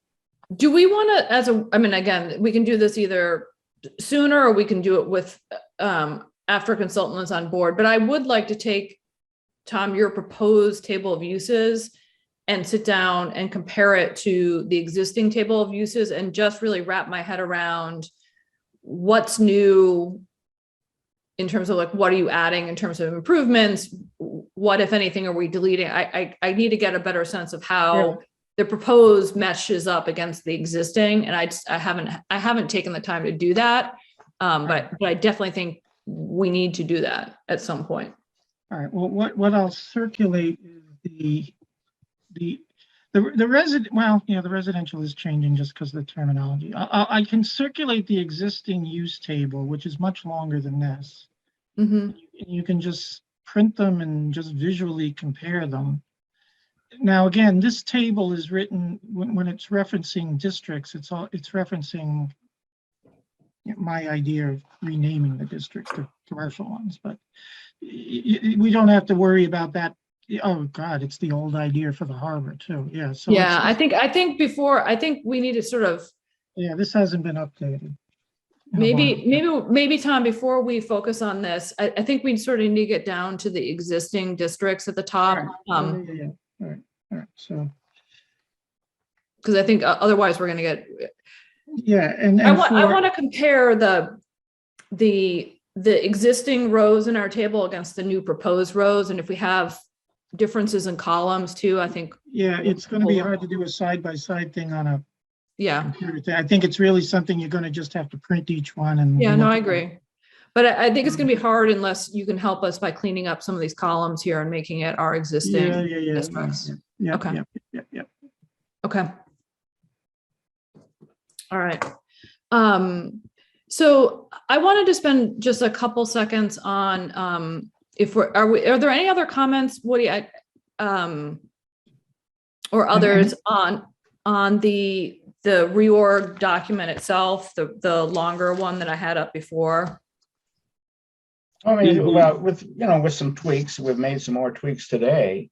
I think what I'd like to see is kind of 2 versions, and I can do that because Tom or somebody sent me the electronic version, which I haven't gotten to, of our bylaws, but what it would look like, one of these sections, what it would look like with no changes, and what it might look like if you move stuff out or try to, streamline it a little bit. I don't want to get in front of what the consultants hired to do or to guide us. Yeah, I'm sure there are towns that have, most towns have probably walked down this road before us. Yeah, I think for the reorg, I'd like to hold right now at the text remaining faithful to the existing text Yeah. before we start. My only other comment on the reorg document, Tom, was you still had all of the amendments listed in there, and just as additional cleanup. Oh, To- I to did be- that for your benefit because I thought you were pulling them all out. I was pulling them out of the document that Lauren, I went back to Lauren's original. Yeah, which is the current bylaw and word. Yeah, exactly. So Yeah. I'll show you what I That's a would. good question. fine. At what point can you remove those notes that they're amendments? We Oh, you can't can- remove them, but we can relegate them, Cassie. You don't have to have a separate note if it fits neatly into a section. You just edit it in. Yeah, so I'll show you where I was headed with this. Can I go back to just the table of contents for a minute? Yeah, sorry. You want the table of In contents? addition to the way that we just organized the 8 or the 10 articles, there were still some sections within one article that I would move to another. And I mentioned a couple before. Okay, hold on one second.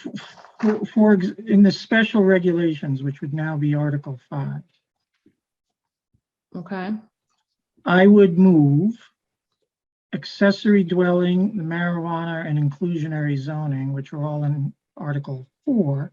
I would move those to the special regulations. I would- accessory. And why? Because they're special. No, I don't see, I think accessory dwelling unit is part of a All right. one family dwelling. It Well- should be allowed basically by right, and it should be detached first as well as. Yeah. Okay.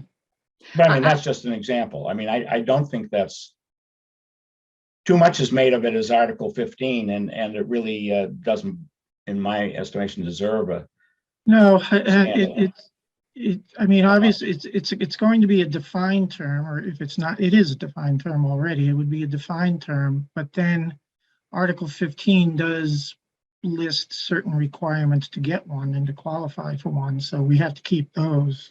I don't know, to the point, if Katie was making that the use Article 4 is kind of a mess, I'm suggesting taking a few specialty use things, accessory, inclusionary, and marijuana out of it, just to clean it up a little bit. and I'm make- totally cool with marijuana coming out. Like that's a dangling Chad for Yeah. me. And that's a These were very probably- long, that's, by the way, that's a very long provision that probably can be shortened, but it's, Yeah, well, I think inclusionary zoning, Katie, deserves some, its own treatment. That doesn't mean it's a separate article, but it's. yeah, and I'm just It suggesting. deserves more than I think we give it. And when Well, we I got guess- rid of 16, Article 16, I think there was some of the baby there that got thrown out, had to be, because that was a sunsetted article, but I think there were some elements of it that would enhance our multifamily definition and application in town. Whereas right now, it's fairly prohibitive, Yeah, too prohibitive, I think. in the definition of multifamily that I put together, it doesn't single out or identify like 55 and over as something distinct that can be done. It's not prohibited, but it's not specifically mentioned. And that's because, I don't know, maybe Jack and Cassie could say to me, I thought there were a lot of problems. You don't see 55 and over being developed specifically anymore. And I thought that's because the federal government or the federal courts ultimately came down on not being able to age restrict the property. I could be wrong. Actually, it's nationwide. It's becoming a favored type of housing. And they are allowed to do that. There has to be some provisions for if a younger a child moves in to take care of somebody, or one of the wife or the husband is younger.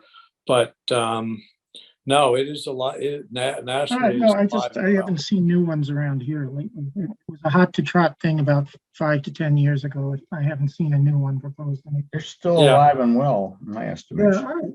Yeah. But you're right, Woody. I mean, since 16 was repealed, I didn't even look at it.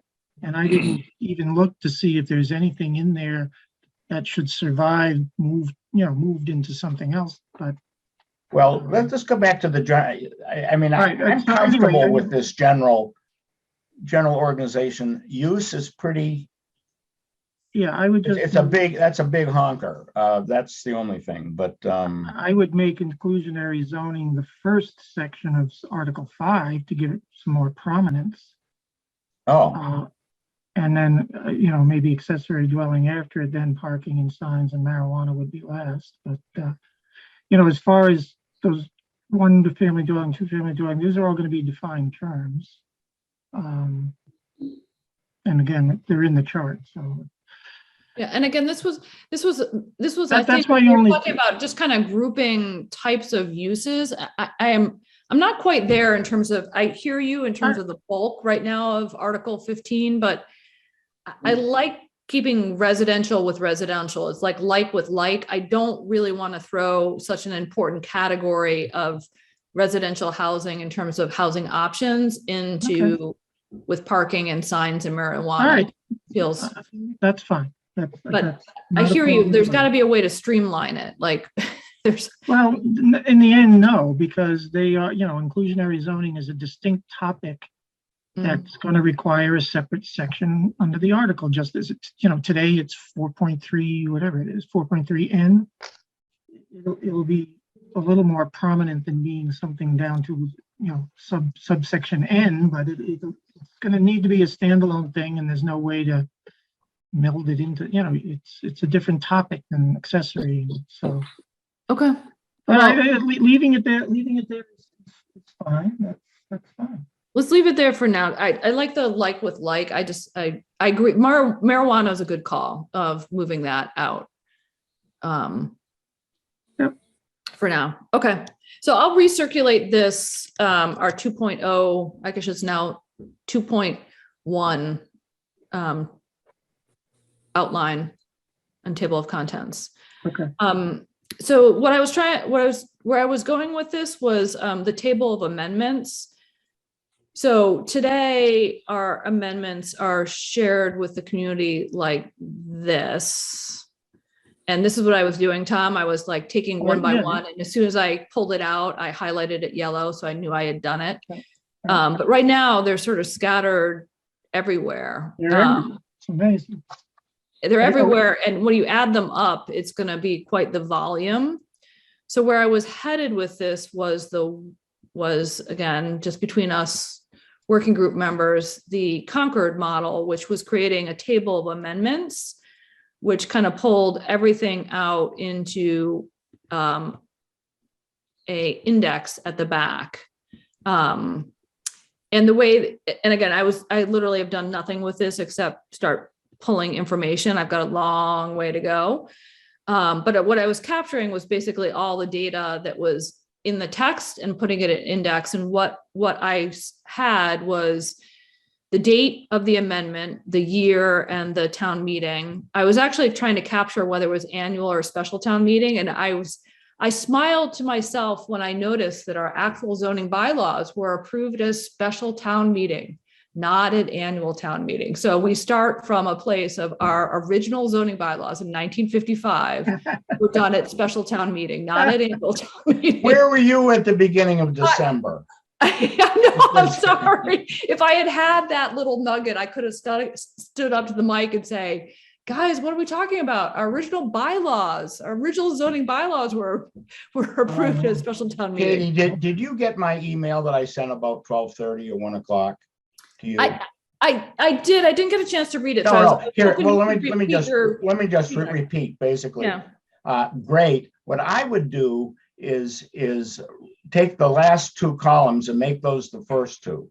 Because if I need to go back into the bylaws and figure out why the hell did this anomaly happen in the RB district, I think it'd be a lot easier to go to, let's say, Article 2 and say, oh, apartment was amended.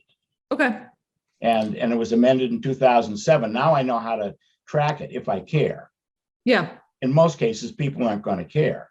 Yeah. I didn't But- love the Concord model of doing it chronologically because No, like it's who the very heck cares? confusing. Yeah. Okay. So I did it in Excel because I could sort it however we wanted in the end. Yeah. But you're suggesting that we start here, and I've got a What's column. really going- important is the article as a reference and then the subject. Yes. And in most, but I think very few people are ever going to look at this to try to go back and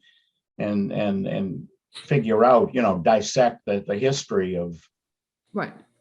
apartment definitions or whatever, or bed and breakfasts or whatever. When it is done, though, I will be able to do a chronological version so we can kind of see Yeah, what I mean- changed when, just out of curiosity. But because it's to say that we don't do things at special town meeting is patently false. It's about probably 20% of the time, just based on the small subsection that I did. And you can see there's a lot of stuff obviously that happened in 86, and that 86 set of amendments and the 69 amendments are going to probably pop when I finish this. But all right, so I will continue on with this. I was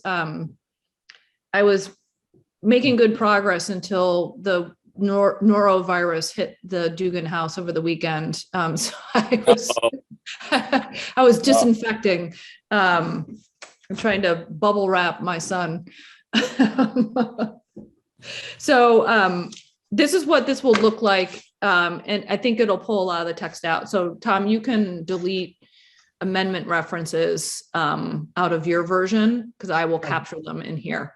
Okay. So you can, so if you have that appendix, you can clean up the bylaw. Yes. That's great. Yeah. You can clean out all those little lines that are taking up a line of Yeah. space, and it'll be great. That's awesome. Thank And you. But I gotta visually, tell you, the all information- bolded too. The information about special town meeting and the origin of the bylaw has just made this whole meeting worthwhile. I cannot tell you how many people I want to tell that to. I'm going to share that information far and Far and wide. anyway. I'm going to have a client come in about 15 minutes. Yeah. If you could circulate the new table of contents, that we just move things around a little today, because I can get started working on some of that. So Yeah. I think we ought to put that information out into the public, and we'll call it the Tom Proclamation.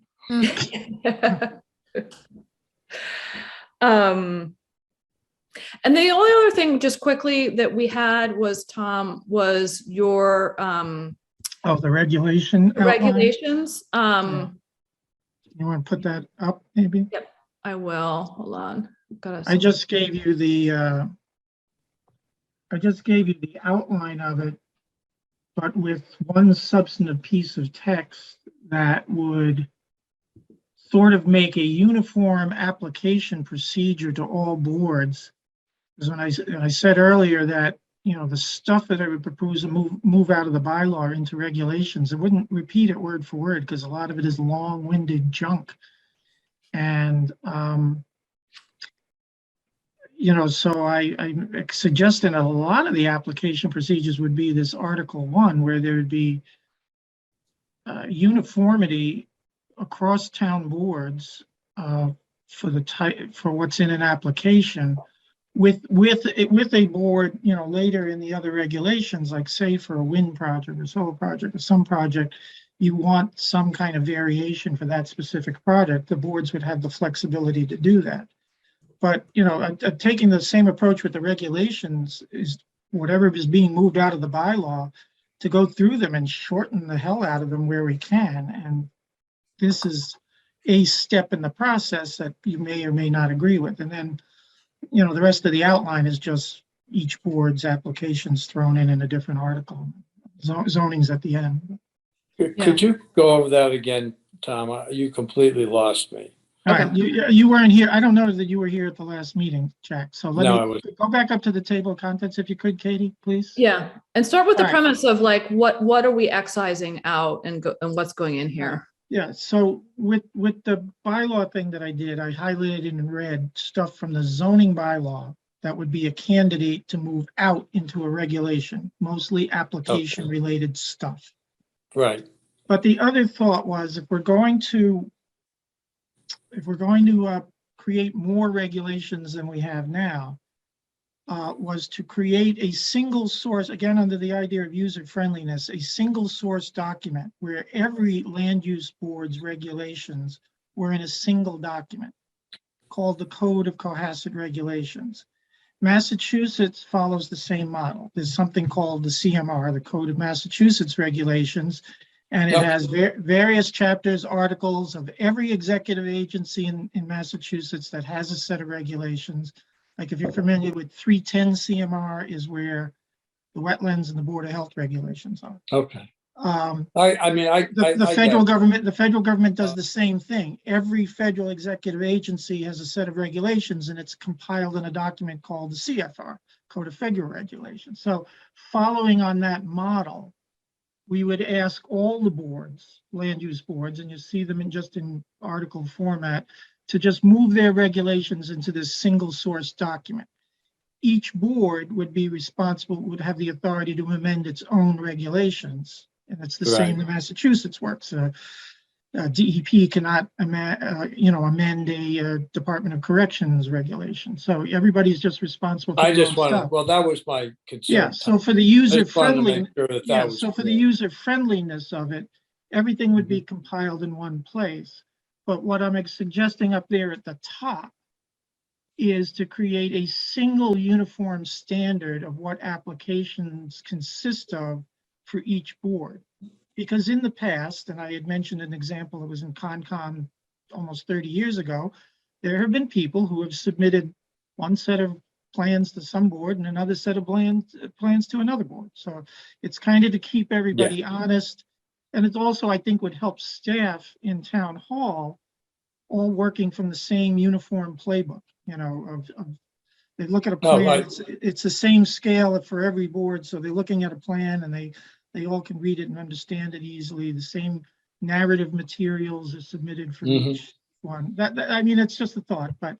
No, just to address that, Tom, I mean, I agree. I was a little confused. And by the way, when I was chair of Concom, and this is back a while, we were trying to push that, and we had understood that there was some software that was available in which not only could you consolidate everything, but that everybody from an applicant to a resident could go into like one single source software or record, and they'd get a listing of every single thing going on a given project.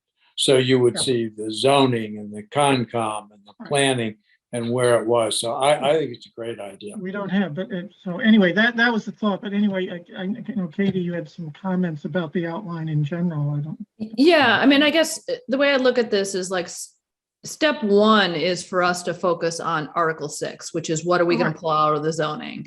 Step 2 would be to get buy-in from other boards as to them including their regulations in here. And then step 3 would be creating Article 1, which is the general rules and standards. But I was kind of focused on this Article 6, the existing zoning. Yep. And there were two things that jumped out to me. One was demolition delay, because which we haven't agreed to add yet. Yeah. So I was just from the outline in terms of like keeping an outline, I was going to delete demolition delay for now because that's kind of a new ad. Oh. Or just highlight it in a different color or do something, because I guess we were kind of mixing existing and potentially new. You're right. No, you're right. So that was one. And then I wasn't 100% sure what you meant by cluster development. That's Article 10. Okay. So that's all of our overlays. Yeah, so all of the others, other than demolition delay, come from the existing bylaw. And I suppose if you go back to the bylaw they wrote with the highlighted red stuff, you'll see that a lot of the red stuff is all coming from these different subcategories, so. Yeah, and I guess maybe I was just, I think for me, it would have been clearer of what you were talking about, instead of saying cluster development, to say overlay district, special permits.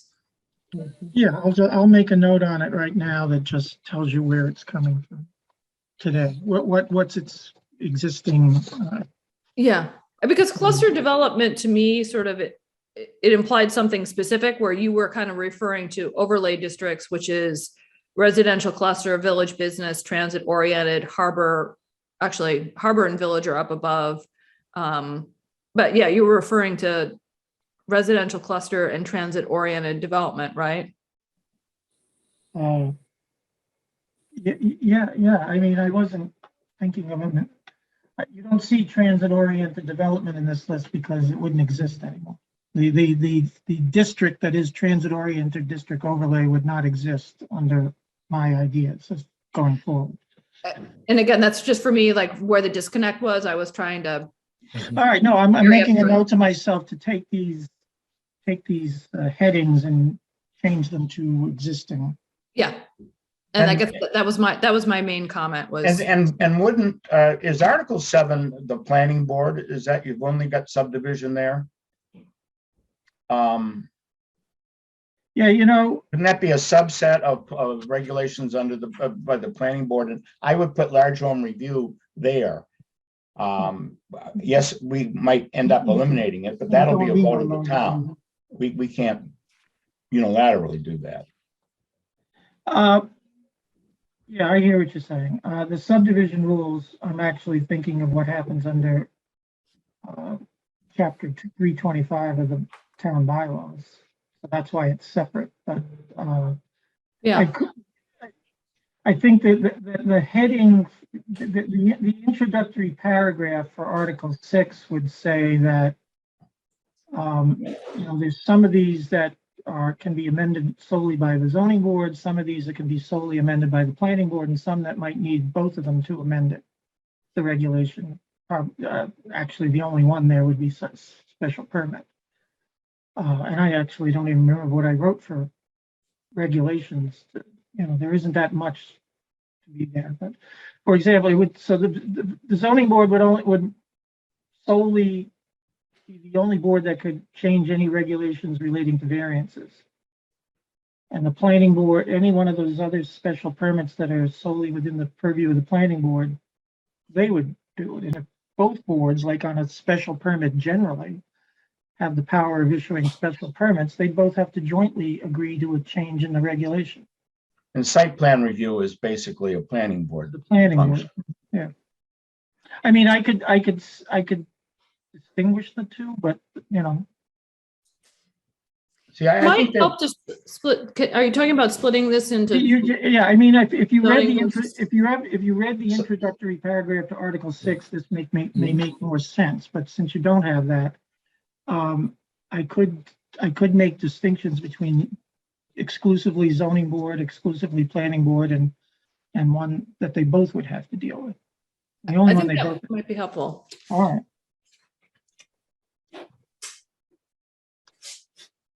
Okay. All right, Tom, I know we lose you. Yeah, well, until somebody knocks on my door, I'm good. So. Okay. Well, I also, I have a 4 o'clock, so I have 4 Okay. minutes. All right. So Jack, the one thing that got you, it'll save me a phone call. So in your inbox is an email from Michelle Leary. There Yeah, is a link to click on to see the Stantec bid that came in from the zoning. So your homework assignment is to review that between now and the 22nd.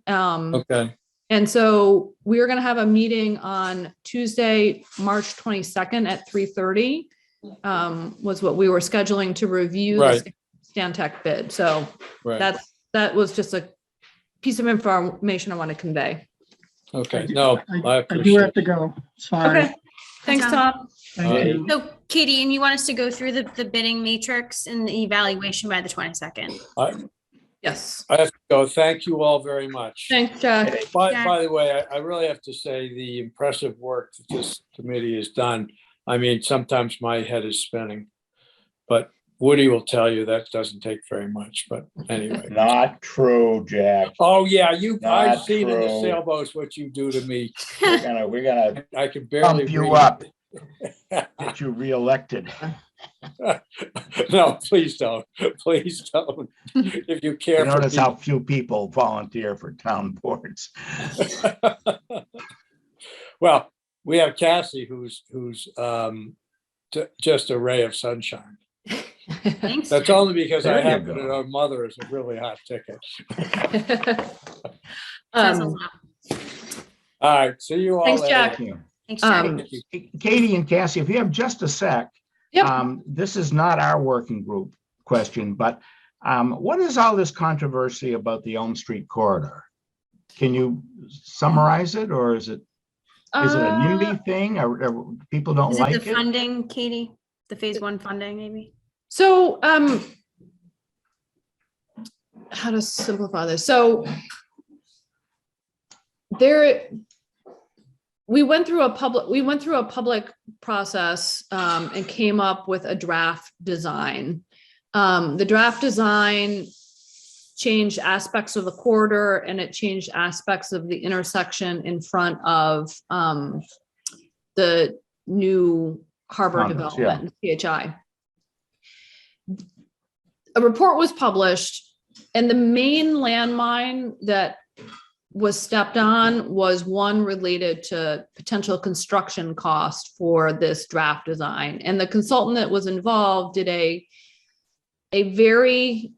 extremely conservative view on what it might take in terms of cost per linear foot to do both the intersection and the corridor. Based on that, there was a reaction by the select board and frankly by the community of like, there's no way we're going to spend that kind of money on redesigning Elm Street corridor. The working group stepped back in December and said, okay, like, what did we do wrong in our design process, our preliminary design process that sort of tripped this trigger?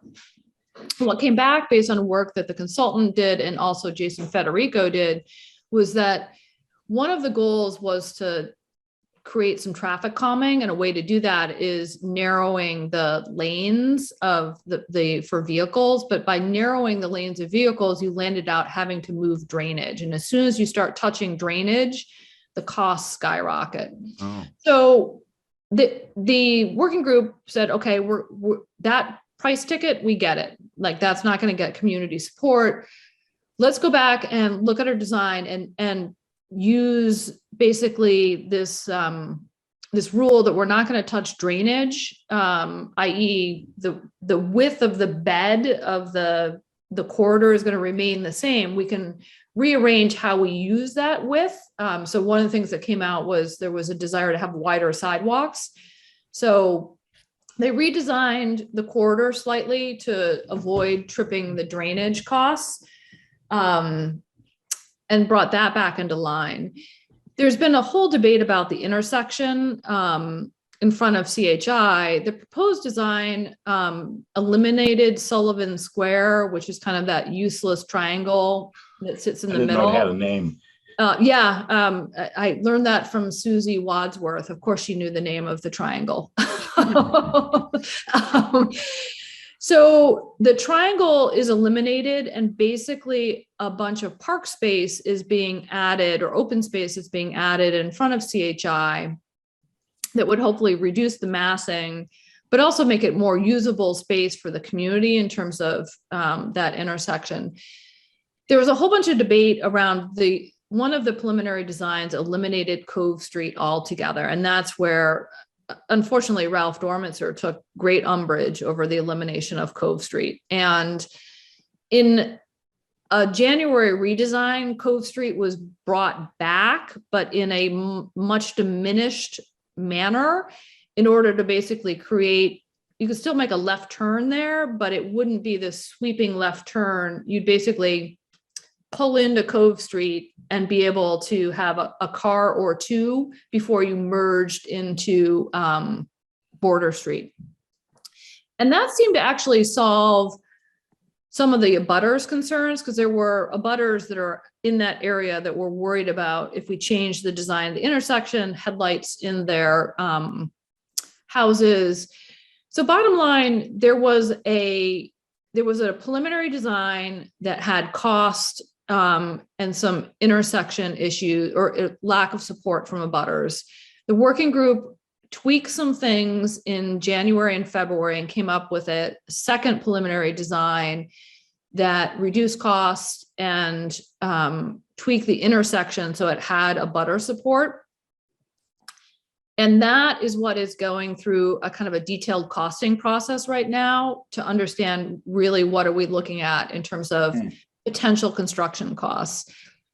That tweaked or that second preliminary design still doesn't have Ralph Dormitzer's support. Like he cannot get behind this project. And a lot of it comes down to the intersection redesign. I think on the corridor itself, I mean, to be totally honest, I'm not quite sure, except for the mantra of bring back Elms on Elm Street, what he's trying to say about the corridor. Like, He was concerned about his access to Shaw's, right? yeah, so the intersection is his big bugaboo right now. And by shortening Cove Street and making it functional, but not the same way. I mean, he was adamant that he and Jackie needed to be able to make a left turn on Cove Street to get to Shaw's. Like there was no other way to do it except the existing way.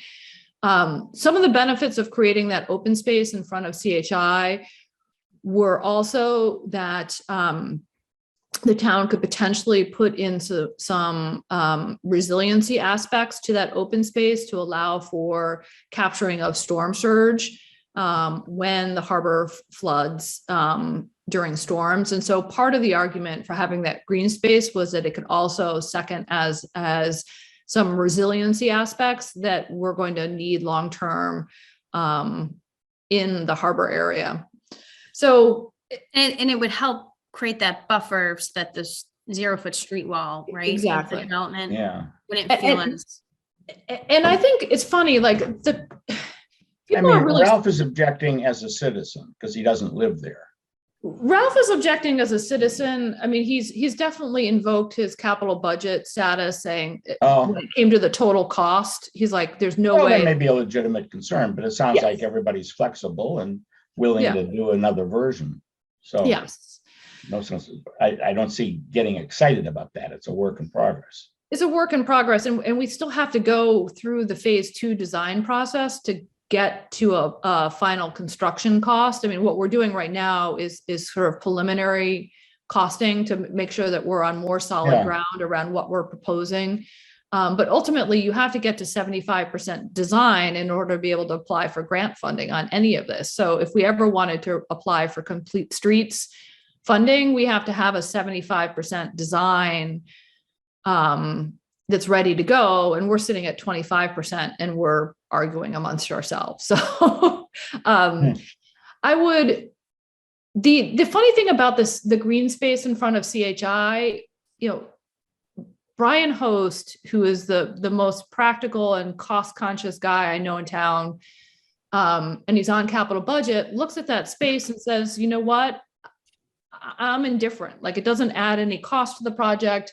He's like, I can see the public benefit of it. He's like, I can see the resiliency benefit of it. On the flip side, and I'm using Brian as kind of the independent observer in this. I think the abutters actually support the open space because for them, it'll make that crossing more functional. They won't have to go from pavement to a triangle that's kind of marooned, more pavement, and then get to the harbor. They'll have a better crossing when it comes to pedestrian or bicyclists. There are people out there that feel very strongly that open space benefits CHI, and anything that benefits CHI should be fought vehemently. And that includes Paul Grady right now on the planning board, who will not support the Elm Street Corridor project because he doesn't want open space in front of CHI that makes their project look, I don't know, greener. You know? So it's a case of like where our community, I mean, it'll be interesting to see when it finally comes down to budget, if it's out of kind of the stratosphere and back down into like a range where the community could get behind it. I think ultimately people would like to see the corridor redone. I think we're sort of split on the intersection, but what people aren't Like spite, what is that saying? Spiting your nose to spite your face or something? Cutting your nose off to spite your face. Yeah, I mean, the development's happening, so what's best for the town? I know. And that's where I'm so frustrated with the intersection conversation, is because like the thing is going to go up and people are going to be like, holy shit, like we need a buffer. Yeah. And yet there's this perception. So we'll see where this all sort of lands. It's all coming to a head probably end of this month. In terms of trying to get to a phase 2. I mean, Ralph is being vocal as a citizen as only he can do. And so I'm concerned, select board's concerned that he's going to take the project down with his email list, as he's done in the past with other projects. But the working group continues to do the work. They're listening. They've met with Ralph. They've met with all the abutters. There's letters of support coming in for the revised preliminary designs from Master Plan Implementation Committee. There's a letter coming in from the Planning Board. There's another one coming in from the Harbor Committee, and the working group has organized a letter of support from as many abutters as they can. So, I mean, there's definitely community support for it. It's the squeaky wheel. Well, it comes back down to the problem we ran into. It's a lot of it's PR, a lot of it's explaining and dealing. We need, and I think all these projects, more outreach to the public, because it isn't that we have anything to hide, obviously. Yeah. Or in this case, you guys don't. I mean, it's yeah. I mean, it seems so evident. And of course, it's easy to say, well, Ralph's getting really old now and he doesn't have the same following. I just don't know. He definitely has a following. I don't know how big or how powerful it is anymore. Okay, well, one of the last thing is that I didn't give you guys, and I'm not going to broadside this, but Tim Davis talked to me a couple of weeks ago, a continuation of his discussion at the beginning of December about Atlantica and how is he going to get Atlantica through? And I said, I suggested, I didn't say, I said, he's got a parking problem. Yeah. And I said, there has to be a creative solution. And he I know what he's thinking. He's thinking of doing a swap or something with some Atlantica land and Government Island in some fashion. It could be, valet parking. I don't know what, but he's part right from the standpoint that we have such a parking problem on the harbor that you really can't do anything down there. Yeah. The CHI is damn lucky they got through what they got through, but there's no parking, and somebody has to solve it. It's just that I don't think Tim or this Tom Sullivan are the right people to solve it. They would come up with. What do you actually do with Government Island? What do you do with Government Island to create parking? You would probably clear land around the circle, around that circle. Yeah, well, you'd go in back. There was a back parking lot right now with the sailing club and others park boats, and it's by the lighthouse. But at the lighthouse, at the lighthouse. I mean, I don't know. I haven't seen any plans. I don't really want to at this point, but I know that he's talking about coming to the zoning board, and I think what his thought would be is, well, we'll pay for a much bigger parking lot, and we'll guarantee valet parking, and in exchange, we'll make this lovely waterfront park available to everybody in town, which is now asphalted. I mean, I'm just you're speculating a little bit, I'm but speculating, but it's not outside the realm of feasibility. But I just really think that and from that standpoint, I think the town would benefit, but it's got to be a quid pro quo. I mean, the two ways two-way operation. So I don't know what he's got in mind. But I'm afraid that if it was just a group of amateurs doing a parking study, that also would go down in flames. Maybe there'd be a slightly different group, but they would say, why isn't this done professionally? Yeah, no, I hear you. I mean, it's this is where Tim gets himself in trouble in that he tries to privatize solutions for the town and then inject them back in at a later date. And he's also he's obviously very clearly in support of the Atlantica redevelopment. And so he's not impartial when it comes to like whether we should do this or not. And it's okay in my estimation to be partial, but you've got to do it properly. I mean, professionally, and you've got to balance off all the needs rather than run things through. And I just think, I'm afraid Atlantica doesn't, well, I know they don't have parking. He brought up the Salt House. How did they get approved? I said, well, actually, I was on the board then. The Salt House got approved, but they are only approved at 3/4 capacity. If you go by there in the summer and see empty tables, it's not that they don't have people waiting in line. It's that they're under a restriction. Oh, interesting. I did not know that. And we did allow them grandfather parking along, the John Smith Pavilion and things, and they could count that. But they have parking across the street and some others, not enough. Yeah. And I don't know. I thought that project was approved with more parking than required. The old Salt House. No. It was approved. They got a variance for less parking than was required. Because the new proposed plans don't need as much parking that's there. I'm not sure I understood what you just said.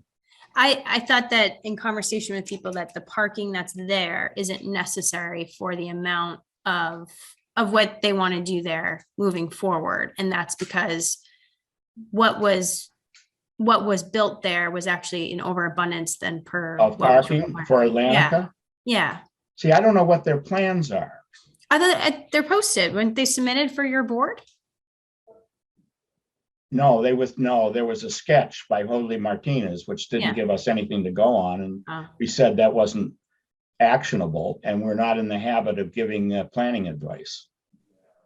Oh, I didn't even realize they tried to sort of come before you in a consultative manner. I mean, that's. Yeah, I mean, I took one look at the plans and spoke to Jen and said, Jen, and she said, I know. I'll talk to them. So she had them pull it. So you can't have it was just a concept. Yeah. But it's dangerous to approve a concept and all of a sudden somebody says, well, you approved XYZ. That was the underpinning of it. But I'm just saying that they can have less parking than what's there now.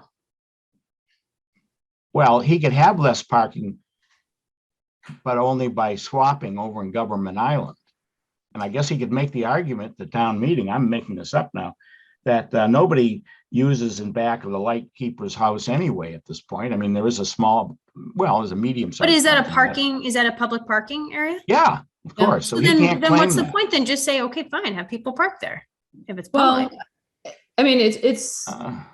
But you have to have technically on-site parking, because if I wanted to go to the sailing club, for example, and that's my parking. That's where I park. Well, all right, and then you couldn't. You would say, this is a quasi-public facility, the sailing club, and I'm blocked from it by a private restaurant. Yeah. I mean, I guess what I'm saying is that I think they think that they don't need as much parking than what's there now. I don't know about the wharf buildings, just for Atlantica redevelopment.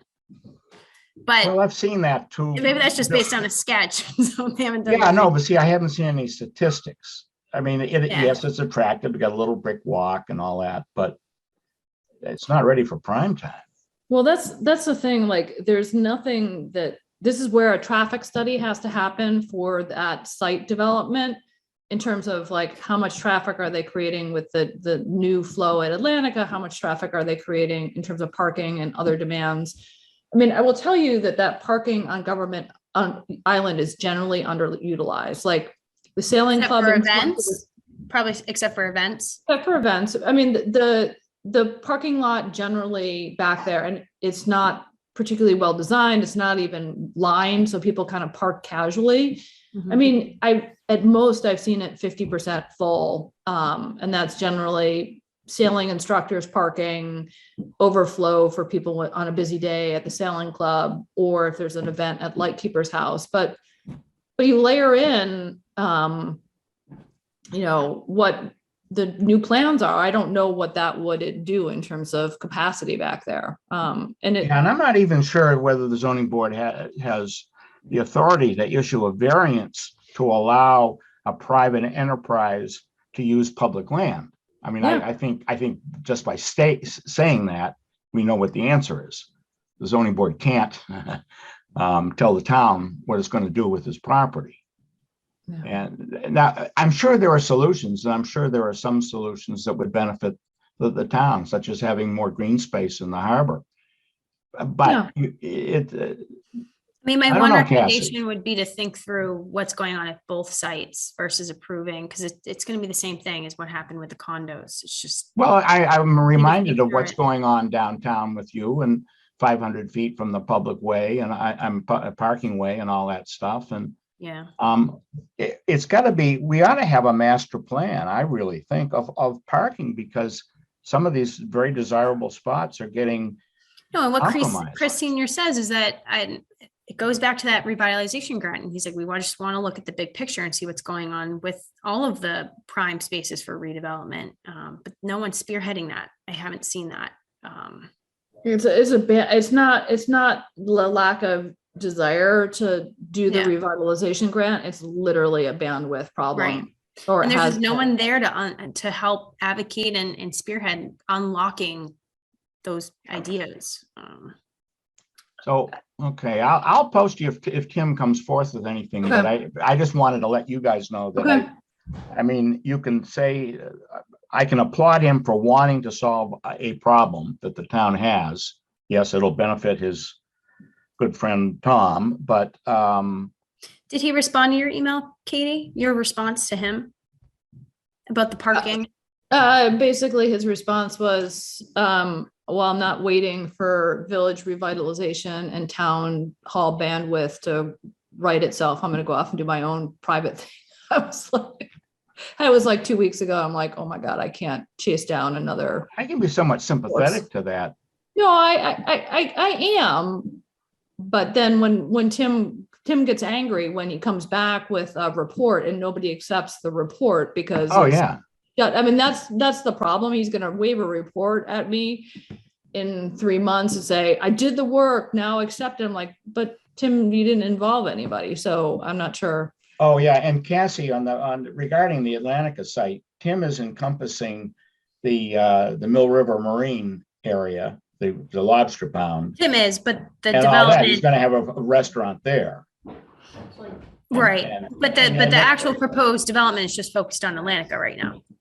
Yeah, but I mean, I don't think he's come forth with a comprehensive plan. And every time he talked about a property, he needed more parking. Not he, Tom Sullivan. No, Tom Sullivan did. But I think we all want the harbor to be successful Yeah. and bring more retail and activation. I don't think that, but I think the kind of comprehensive ideology and thinking through all this is important, not just doing it one by one for each project, in my opinion. Yeah. Yeah, oh, exactly. No, and I think if they're gonna do it there, they might as well, I'm just thinking Elm Street corridor, but not so much parking, but you go into the village has got an equal. Well, that's the thing. I'm not going in Problem. front of the town and saying I need more parking for my project. Yeah, but I mean, You're solving it. Yeah, unfortunately. As best you can. When the Carriage House Nursery School at the First Parish House wanted to deal with parking as they relined the Main Street a couple years ago. We were told, because I was involved in that as well, that, well, you can just use the parking space behind the parking way, behind Lenny's. Yeah. And we said, yeah, but geez, if it's sleeting and snowing and mom's got you know, kids, one, strollers. two kids in a child seat, one in that's really unfair. There ought to be closer parking. Well, that somewhat prevailed, but there is parking all over the place. I Yeah. mean, the community center doesn't have parking. Yeah, the same that, we had the same problem with the community center when we were there with our kids, that it was like, there were moments where parking was tough. And And I don't know, sadly, I don't think there's an easy solution, but I do think this is something that maybe the town could come together on and should, and say, this is part of Cohasset writ large. yeah, I think it's the revitalization, getting the revitalization grant back into focus now that Lauren has her number 2 coming on board next week is gonna be possible. For me, like, Tim hit me in a moment where I'm like, Tim, that Lauren has been operating without a number 2 for like 6 weeks at this point. Like, you can't demand a parking study this week. Like, So he had gone to her and thought about a parking. he came to me saying, what is the town doing about parking? And I said, the town is planning on more comprehensively addressing parking in the harbor and village area through a village revitalization and a grant, the revitalization grant. But I said, it's been on hold as due to bandwidth. And it's literally been on hold for 2 months now. And Tim just wanted, and again, the impetus for Tim wanting to do it now is he wants to support Tom Sullivan in his planning process now. The problem is that there's until we get this woman on board and get her started, we don't have the bandwidth at town hall to sort of begin to drive that conversation with the community forward. It's not that. So it's not that it's being ignored or dismissed. But was a part of Tim's request, I don't want to keep beating on this, but part of his request was to make it part of the master plan implementation committee efforts, parking. Was that part of his email? That was my response. Yeah, he wanted master plan implementation committee to support it. And I said, Tim, we already support it. We already said that village revitalization, of which a parking study was going to be included, was one of our year 2+ implementation priorities. So like, we all agree it's a priority. It's a matter of bandwidth. That's why I was a little frustrated with Tim. It's like, well, first off, you're on master plan implementation committee. And why am I the only one that knows that village revitalization and a parking study were one of the goals that we recommended for the next round of implementation? And it's a bandwidth and timing issue. And I get that there's. But so what if we make Tim's private efforts a part of a public role? Like, say, what if you could get Tom Sullivan to put in $200,000 for the town to conduct a parking study? That would be lovely if we could convince him to do that. I mean, that's not unheard of. Of course, he would stand to benefit, but he's not doing the study. Yeah.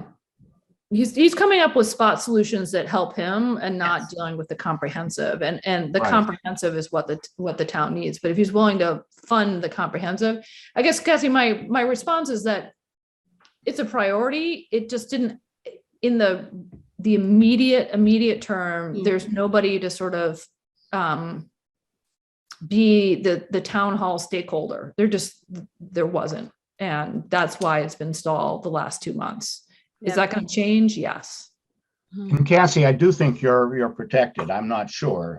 You have a lawyer and I'm not a lawyer, but because of your,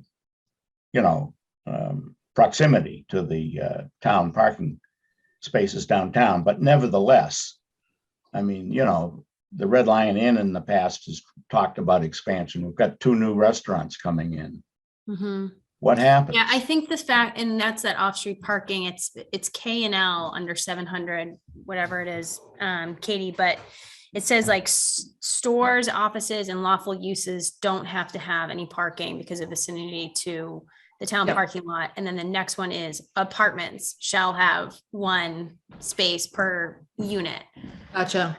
So Woody's, can you just say, well, actually, we have residential units and that's a lawful use? But I just don't think that that's best for the town. I don't know, that's me wearing both hats there, but I'm gonna just try to make parking work on the site. Yeah. Yeah. I'd just like to see it Yep, as well. Okay, well, that was a distraction. but no, thank you. No, I mean, parking, it's coming to a head. It has, I guess what I'm trying to say is it has a home in the village revitalization part of the master plan implementation. It Good, just, okay. yeah, there just isn't a stakeholder This is town just hall. not the immediate time, the exact time to. exact time. Yes, but, exactly. And by the way, this is just a little factoid anecdote, and I will leave with this. I was going through some yacht club records for some historical reasons, and back in the 70s, early 70s, a proposal was made by Yankee Oil and Gas that owned it and was going bankrupt to tear down the Oaks, the big brick building, and Yep. put up 5 to 6 condos. And I know that Peter said it'll never happen, but there was actually It there actually could seemed have. to be a majority approval in town Wow. to do that. So I think there's development possibilities on the waterfront that we don't want to think about, Yeah. but are there.